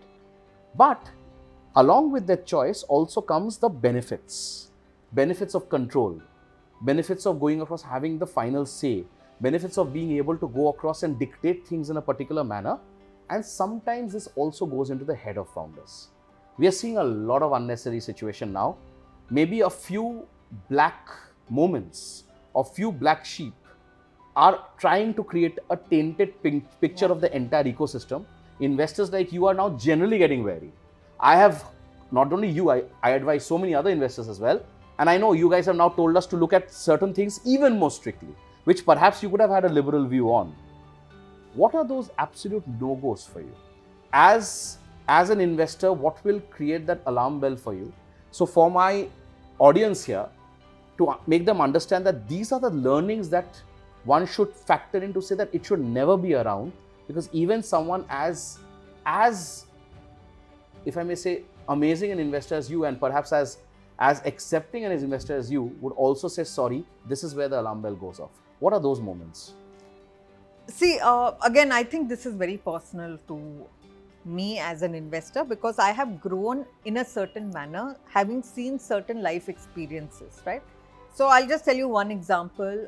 When you talk of founder quality, I come from real estate investing. We met many builder founders, right? Developers, real estate, Yeah, absolutely. Bollywood has kind of over typecasted them in all their movies, and so they're not as bad as that looks, but still, right? You know what drives them, you know how they operate. I come from there, right? And when we were investing back in 2006, 2007, the founders were the first one to take the money out, right? Leaving investors in the lurch. And that was that time a very acceptable norm, even in investors. हाँ ठीक है. So what if the founder is taking money out? It's his. He has put in his blood and sweat in trying to aggregate the land, and you know, project शुरू भी नहीं हुआ है. पैसा लेके निकल गया. अब क्या करेगा? So for us to see the skin in the game. So we were that time. Thankfully, I was very junior, and I could sit in the sidelines and say, अभी आगे देखते होता है क्या. वो भी देखा क्या होता है. भाग गए सब investors. सब investors के पैसे डूब गए. For good, bad, different reasons. But this was one of the reasons that the guy running the business had no skin, as in nothing beyond this left, right? So he had already cashed out. Correct. He had taken the cream and he's saying, "चलो आप देख लो आपको जो करना है." So that now for me is a big takeaway, right? Because investors hate it when they are left with a company with no one to run it. Right. And of late, for me, that is becoming a red flag, which suddenly seems to be very accepted by the investor community. कि हाँ founders को payouts दे दो, right? And crazy salaries, crazy payout bonuses. पर company कुछ खड़ा नहीं किया अभी तक, right? It is still very very early, very nascent. You are yet to prove that you have delivered. And उससे पहले आप सब cream निकाल रहे हो, how is it giving comfort for anyone? But now again it's going through that cycle where it's an accepted norm. Investors भी बोल रहे हैं हाँ ले लो, we are supportive. I'm all for supporting, right? Like we've invested in social entrepreneurs who have not been taking salaries for 3-4 years and are still running their families. Now their households, वो भी कर रहे हैं ना. तो आपको क्यों चाहिए BMW गाड़ी? आपको लेना ले लो, no problem, nothing wrong with that. But build value and then take value. Then you can do whatever. So that for me is one big red flag.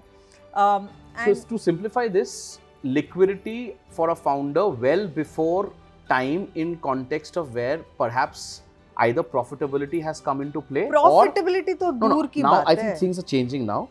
Or I was about to say, or path to profitability is at least clear.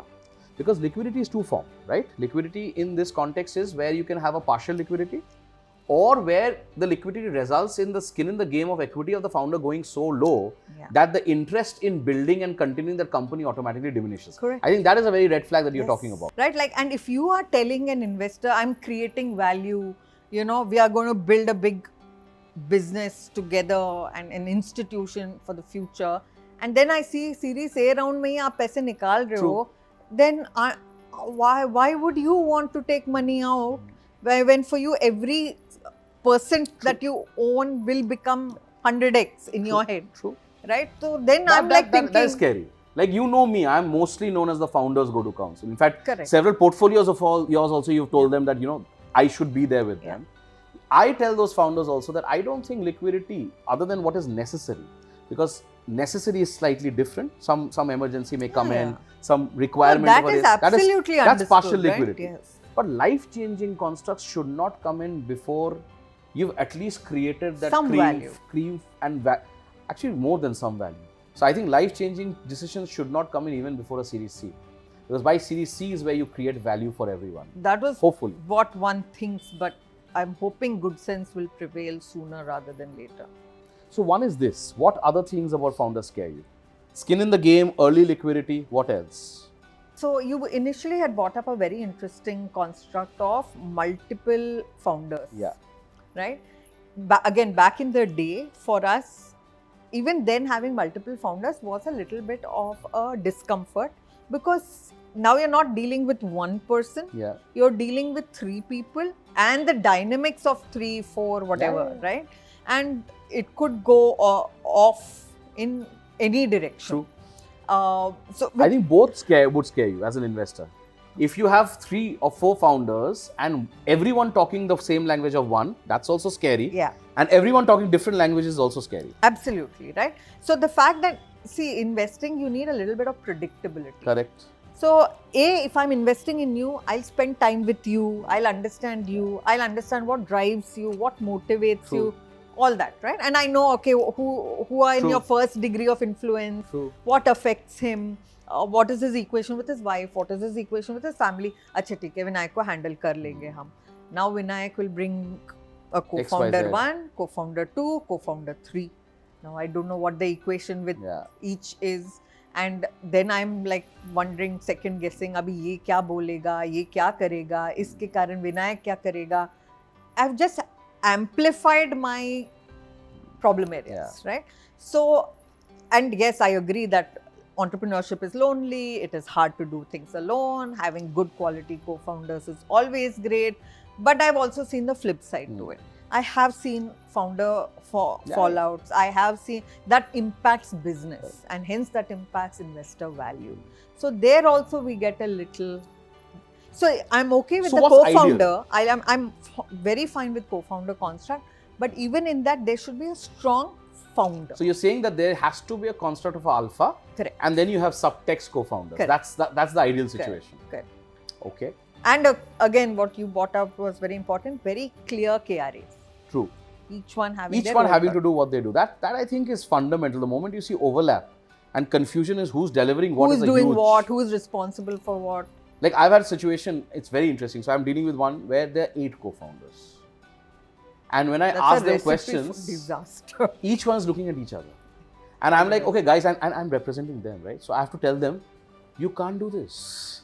You know, you have to know. So you who are has to the say problem. What. You coach them and bring them. I solve the problem. No, you coach them and I bring create them. that alpha for you. I'm like, in the 8, here is the alpha. Go talk to Sushma.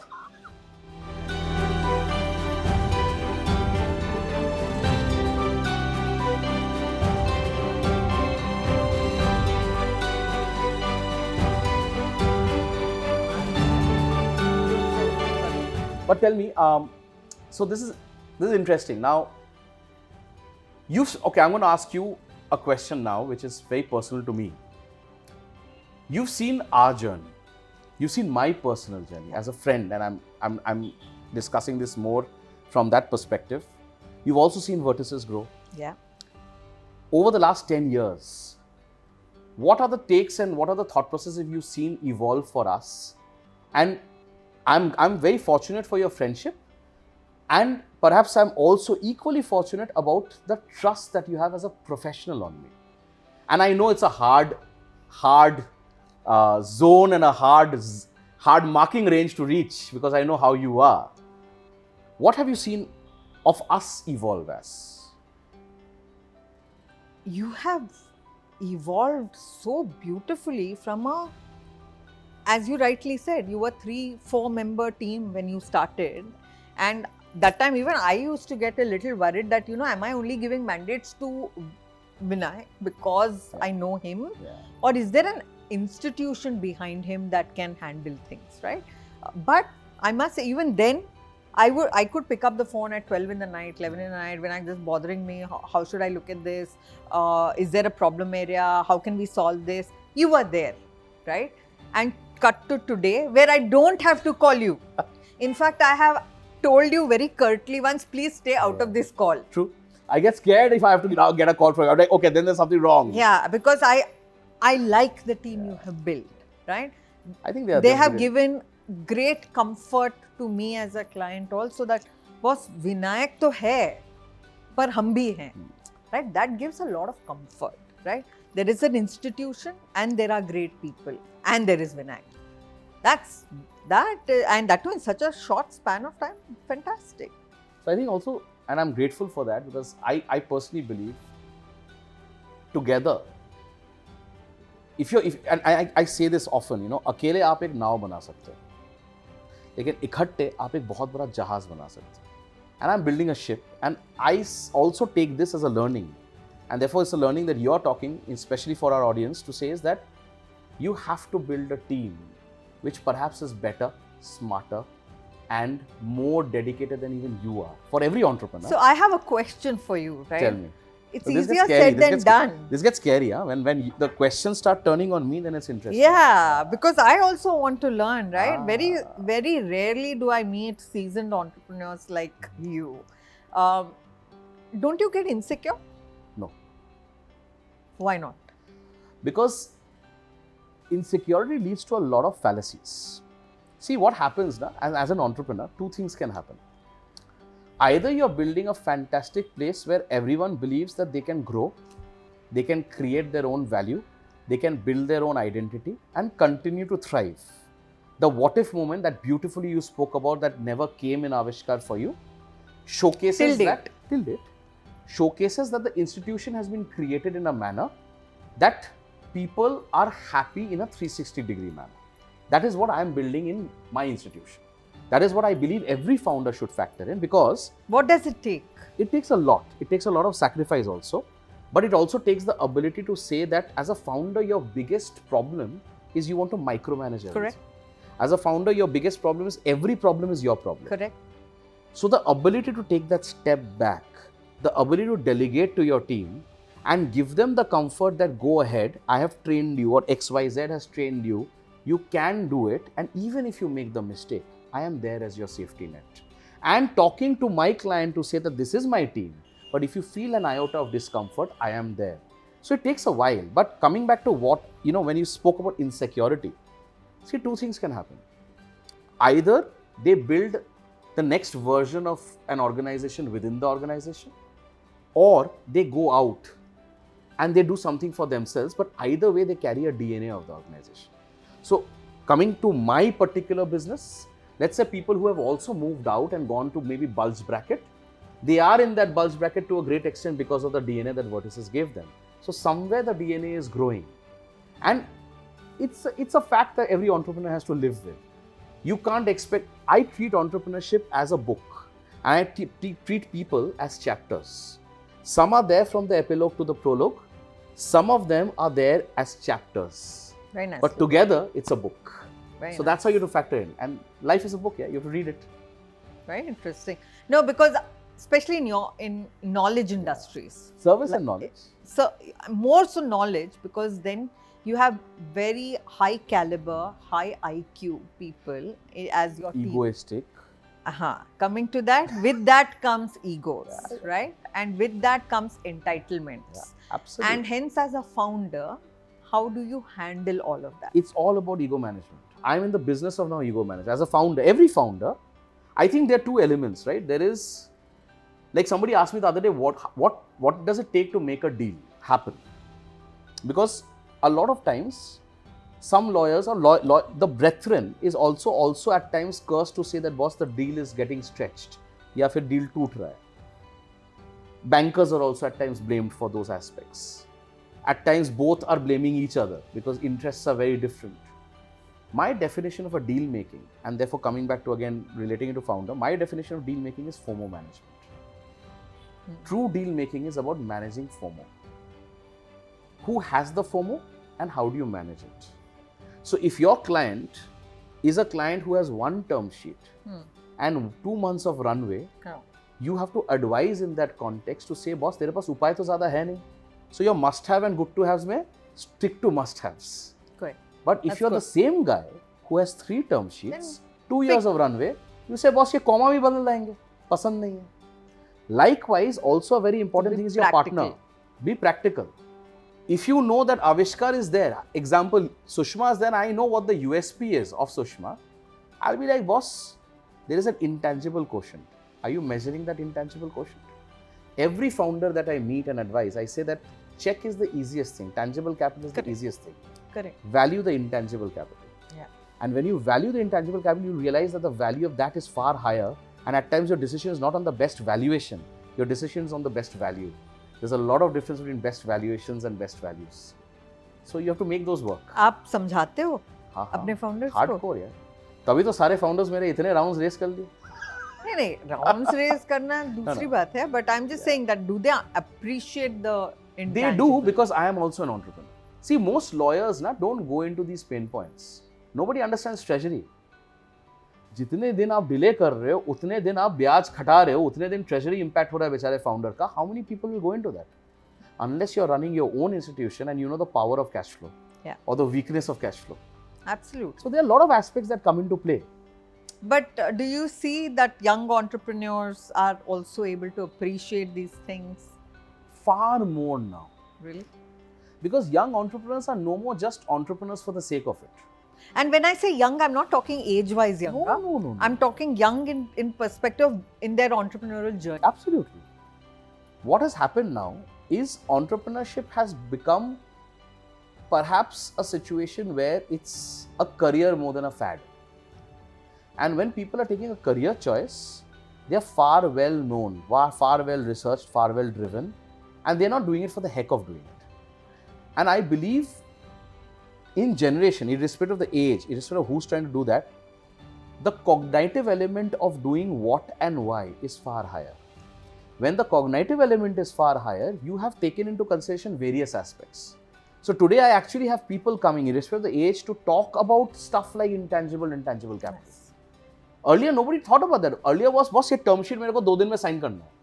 Because investor said X date, X PM, AM, term sheet expires. Yeah.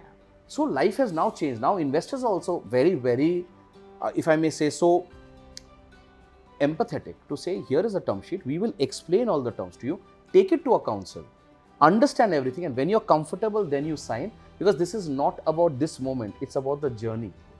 Like you've gone through the journey of literally from a founder's agreement stage to have seen you now where one of your portfolios is just filing the IPO.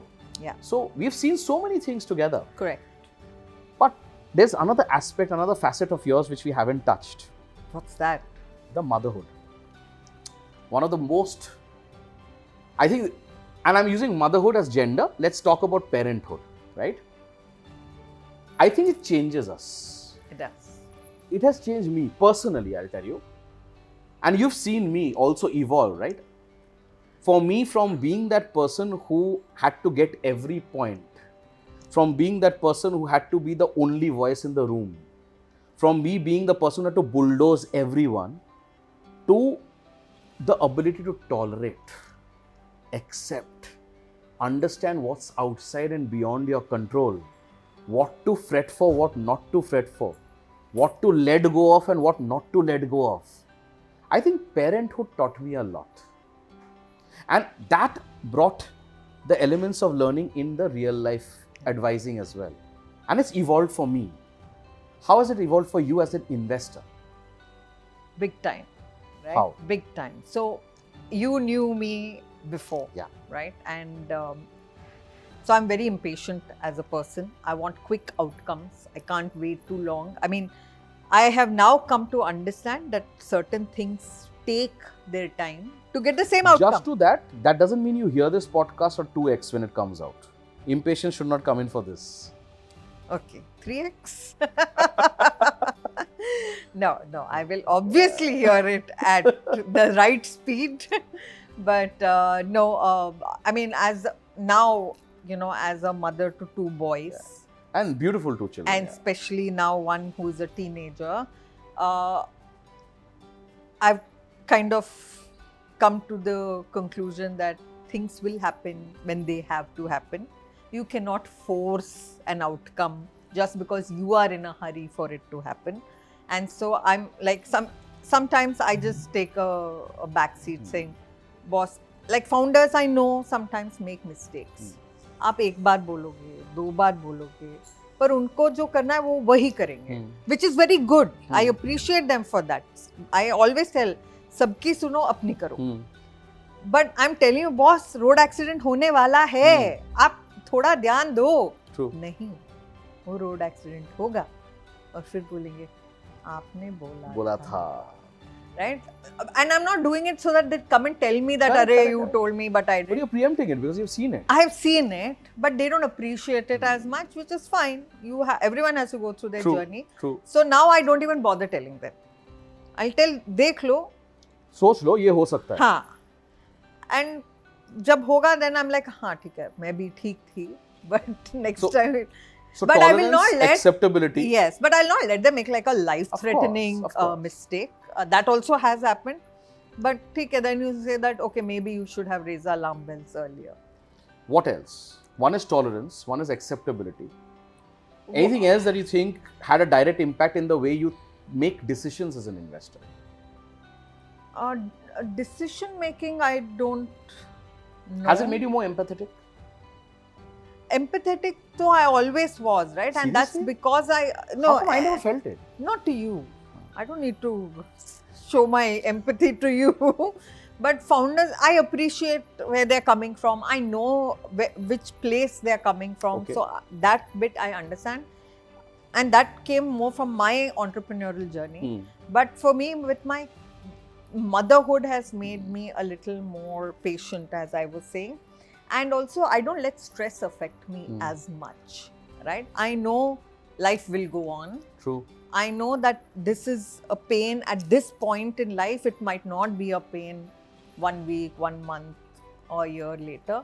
So there's no point fretting about it, right? Like I see a lot of my male colleagues who kind of, fret and stress about things and Palpitate. and have coronary issues and I'm like, boss, घर आती हूँ, बच्चों के साथ खेलती हूँ, and we have our own banter and sab chill. So it makes me a little more grounded as a person. I'm like, ठीक है यार. And that's some things you fuck up, some things are okay. One more thing that people underestimate of the power of entrepreneurship, or in your case, the professional entrepreneur that you are, because I literally treat you as a professional entrepreneur. That is the power of time management. Why do I say so? Because there's a lot of things that we have as passion projects, as aspects that really give you the kick, which is perhaps that moment of your chutzpah. Yeah. In my podcast, I call that the lifeboat moments. Why? Okay. Because those are the things or people or situations which keeps you afloat. Yeah. Because keeping you afloat is multiple aspects. You might sink because of a situation. You might sink because of your mental frame. You might just sink because of the way things are around you. And you need to get that aspect of being afloat. Because end of the day, you have to keep going. Yeah. So for me, it's multiple things put together. And I'm leaving family and kids and all of that aside for a second. Yeah. If you have to make it more personal, like theatre is something very close to my heart. This passion project is very close to my heart. Yeah. I do a lot of, different types of activities in terms of maybe, conversations, at times maybe even in terms of the fact that I went through my own health revival journey. Yeah. Like today, even though I have to lose another 20 kgs, I know I lost 60 kgs, which is a great, Absolutely. It's like one human being out of me, man. which is a big thing, right? That's true. And there are multiple things that keeps me going. I know some aspects of you, like very few people will know that you're a mountain goat. Very few people will know that it gives you thrill to randomly go alone and go to the base camp in Everest. Or you do some random yoga poses where you're suddenly putting yourself upside down in 2 hands. And it's scary, right? But there are so many things that keeps one afloat. What are your lifeboat moments? What are your lifeboat contents? Who's your lifeboat or what is your lifeboat? And what are those things that keeps the fuel in you driven constantly to be what you are? Talk a bit about those which no one knows.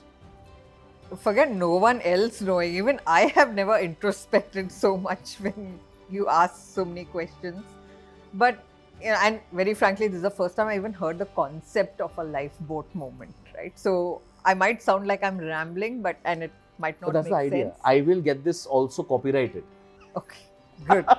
No. So for me, lifeboat is, every few months, years, I kind of take stock of where I am in life. And am I going forward?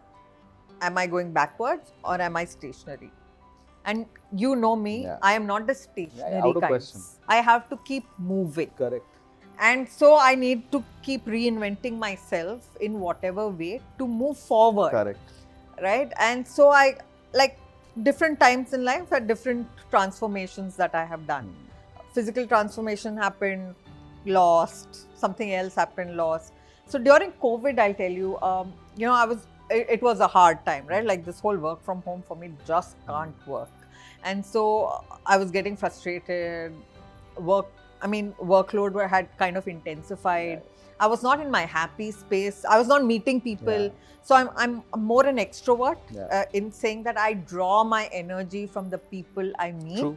And in my profession, I have the luxury of meeting some fantastic people, right? So I draw inspiration from all these people. And COVID obviously was very hard for someone like me, where I couldn't meet people and I was not happy. I was not inspired. For me, getting out of bed was becoming challenging because I was like, it's the same day, same work, it's not fun anymore. So then I had to reinvent myself and say, okay, what makes me happy? And I had to actually introspect and say, okay, what made me happy at that point in time? And I said, okay, it was about meeting people. Okay, so how do I get to meet people? Saying, you're an investor, now figure in your network, how do you get to meet people? So then, just asking these questions led me to saying, okay, I'm an investor, there are lots of founders out there. Founders need gyan. Can I help? Right? And so then I just started randomly talking to founders. Whether they fell into the purview of Aavishkaar or not didn't matter. Didn't matter to you. For me, I was an investor who had certain skill sets, and I was reaching out to founders to say, boss, I'm here to help. Let me know if you want help from me. And I very clearly said, it is not about the capital that I can help you with. It is anything else The you intangible. want. The intangibles, right? And so that's when I discovered, okay, there is a possibility of creating a women's platform from an investing perspective. So I met this fantastic founder called Diksha Ahuja, who started a platform called Incubate. Okay. So she randomly reached out saying, I want you as my advisor. Can you come on as an advisor? And then we started chatting, one thing led to another. And then the next thing I knew, bam, she had already started it. She had onboarded all these women who wanted to be investors from corporates to fund women entrepreneurs. And I was like, boss, that's very powerful, right? You seeded an idea and you found the right person to execute it as well. So that was my happy space. Spent a lot of time there. So regularly I keep asking, what next? So that's where I am. And some other moments which really excite you, like yoga, mountaineering, I already For me, know. being What out in the nature makes me happiest, right? Like you can cut off. When you're up in the hills and you look at those tall mountains ahead of you and you're like, you're so inconsequential You're like in a the speck. overall scheme of You're things. a speck in the whole... You're just so tiny, and in that you have an inflated ego, and in that you're trying to tell people I'm God. It's so worthless. I went through this moment. So we went to Thiog a couple of months ago, and Thiog is this little place ahead of Shimla, about maybe another 1.5 hours. And there is this valley that you go through, and suddenly you realize it's a valley which is not really discovered yet, and you're the only soul there, and around you is just green pastures and mountains, nothing else. And that moment makes you realize that you could actually matter so less in the larger scheme of things. But I think it's a great recalibrator. Yeah. You recalibrate to realize that there is yet so much more difference that you can make, because world itself is so large. Yeah. And what you thought the world was around you, you're a speck in that whole system. So I think recalibration is very important. Every morning I remind myself, you are just a speck of sand in this large cosmos. And you can choose to be that one speck of sand doing nothing, or you can try to make a difference by doing something right. True. So that is for me my big takeaway. True. So this also gives me this thought, and we're going to move to a very fun segment. But before the fun segment, did I answer the lifeboat question? You did, and I'm going to outline that with again 2 lines of mine, where I think a lot of the thought process comes within these words of what lifeboat is all about. And it says, "Zinda ho tum, ये खबर है हमें, सांस लेते हुए हमने भी देखा है। जिंदा हो तुम, ये खबर है हमें, सांस लेते हुए हमने भी देखा है।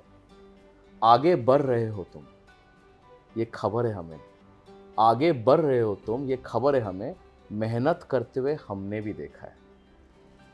शिद्दत और जुनून का माहौल बनते हुए हमने भी देखा है।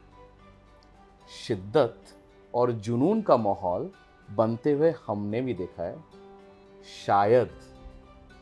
शायद को हकीकत बनते हुए भी हमने भी देखा है। वाह, So I think that Nice. at the end of the day is the essence of what Lifeboat is.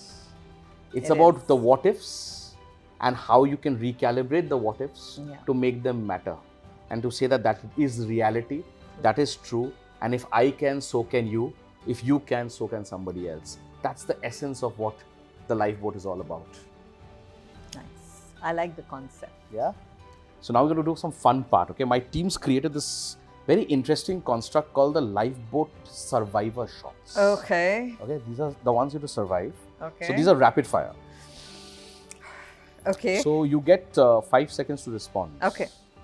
And you have to toss away your high funder investor hat. I don't have one. You have to toss away your defense mechanism hat. Okay, that's You have hard. to toss away your overcool, uber cool, extra intelligent mindset hat and just be Hey, yourself and answer these. Okay. Okay? So if you could have dinner with any fictional character, who would it be and why? Any Any fictional. fictional. Okay. Oh, I'd love to have dinner with this person. Hobbes of Calvin and Hobbes. I swear. True. Oh, my sweetheart. But why? He comes out with such profound thinking True. and just so simply. He simplifies the world's biggest problems. Yes. I agree. I like him. If you could switch lives with anyone for one day, who would it be and what would you do? Switch lives with anyone for one day? Living or dead. Yeah. That doesn't matter. But if you could switch lives, who would it be and what would you do? If I could switch lives, it would be with someone who's doing some path-breaking work, who's really moving the needle. For me, I really admire what Mr. Nandan Nilekani is building, right? I mean, Digital India, I would say, I would give him a lot of credit for where we are, because I had heard his first vision statement back and I said, this man is, I don't know where he's going with this to what he has achieved, right? Wow. I would like to just one day be in him. To just, how does he think, right? Like, Just to get the sense. just to get that sense. If you could have any superpower, what would it be and why? Oh, this I get asked a lot by my kids because they are big time into superheroes. Yeah. For me, my superpower would be to read minds. Interesting. Yeah. So then, wouldn't you be well prepared for everything? I mean, the surprise element goes away. Not necessarily. Not necessarily. And it's not so much to read minds to manipulate or anything. It's just to, Take away the surprise element. not even the surprise element, maybe for me. But You just want to have control over everything. that's true. Best prank that you've ever pulled? I've not been so much of a prankster. Best prank that has ever been pulled on you? Let's flip the question. I don't think anyone would dare. Thank God. I thought you'd just blame Mannu. No, not at all. Best birthday celebration you've ever had? So it's not a celebration. So for my 40th, Mannu gifted me 10 days off to this Everest base Yeah, camp I know. trip, which was a gift to myself as well, because it was a journey of self-discovery, right? It was 10 days with no one I knew, all alone, doing this what I thought was a scary trip I'm sure. of my life. I Right? mean, like, I wouldn't do it. So, Why full kudos not? to you. After- I wouldn't do it alone. Why not? I mean, a lot of bravado to go to. First of all, I don't like mountaineering. But the it was fact not is, mountaineering, it's just a... yeah, but to be a mountain goat It's a and go trait. alone, it's crazy. But kudos to you, man. More power to you. If you could eat only one type of food for the rest of your life, what would it be? Rasam rice. Had to be. If Sushma wasn't the investor Sushma, what would she be? So hard, yeah. Hey, come on. I don't think it's hard at all. It's hard because I can't be put in one slot. It's very easy for me to answer. Answer? I would be in theatre. Clear cut. Yeah, no, for me, theatre is one part of I life, know. right? No, for me, You it do would so not... much of drama in the meeting rooms here. हाँ, तो वहीं से सीखा ना मैंने. Voice modulation. Oh, yeah. What would it be? Tell me. I don't know. I would probably do something more outdoorsy. Yeah. I don't know what I would do, but Mobile or book? book. Which one? What are you reading currently? Currently, I'm reading a very interesting book, Unfiltered, Saurabh Mukherjee's book, from being coach to the mentee mentor kind of mentor. Yeah. WhatsApp call or regular call? Depends on network. True.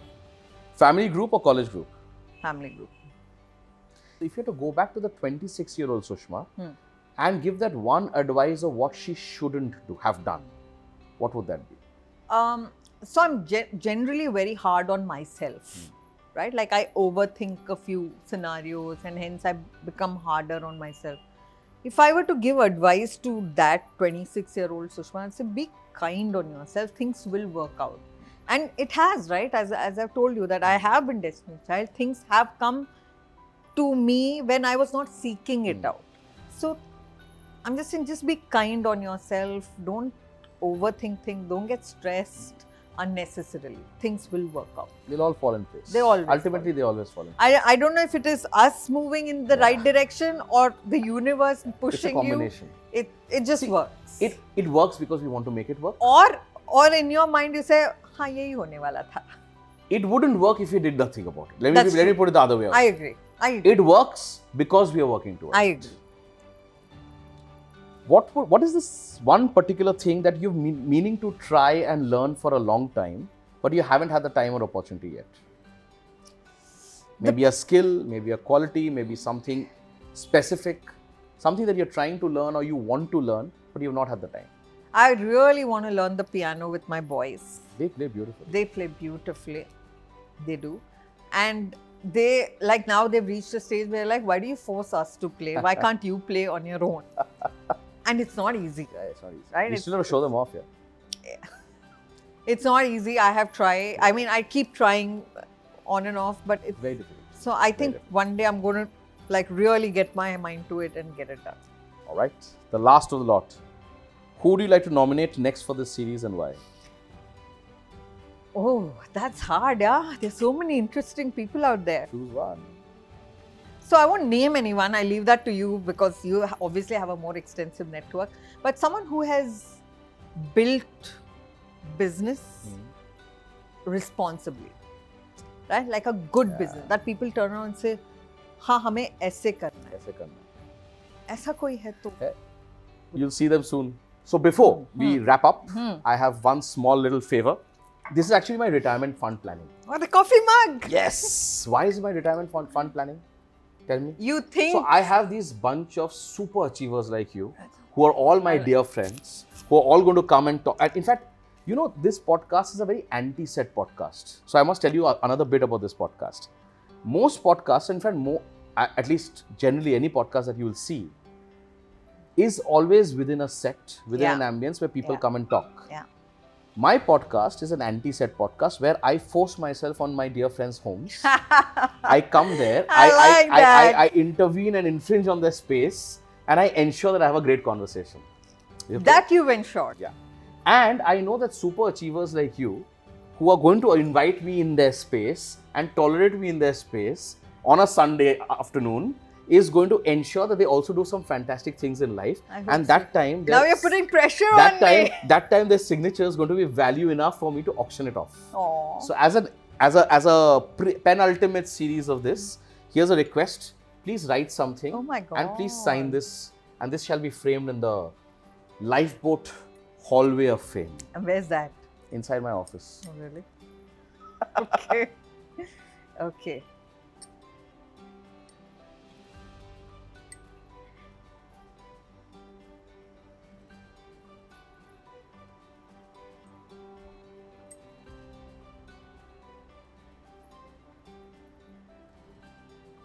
Done. I think we should show this together. You need to hold it, dude. Sorry. Shame on you. Sorry. Thank you very much. Thank you so much. I think it's been an absolute pleasure. Thank you for having me in your beautiful house and being a wonderful host that you are. I don't know how many cups of coffee I've finished of yours, but I think the coffee was equally wonderful. And I hope you had fun. I had a blast. And I think this was like one of the most professionally handled shots. Just like everything else I do. Of course. Thank you. Thank you so much. Thank you. Appreciate it.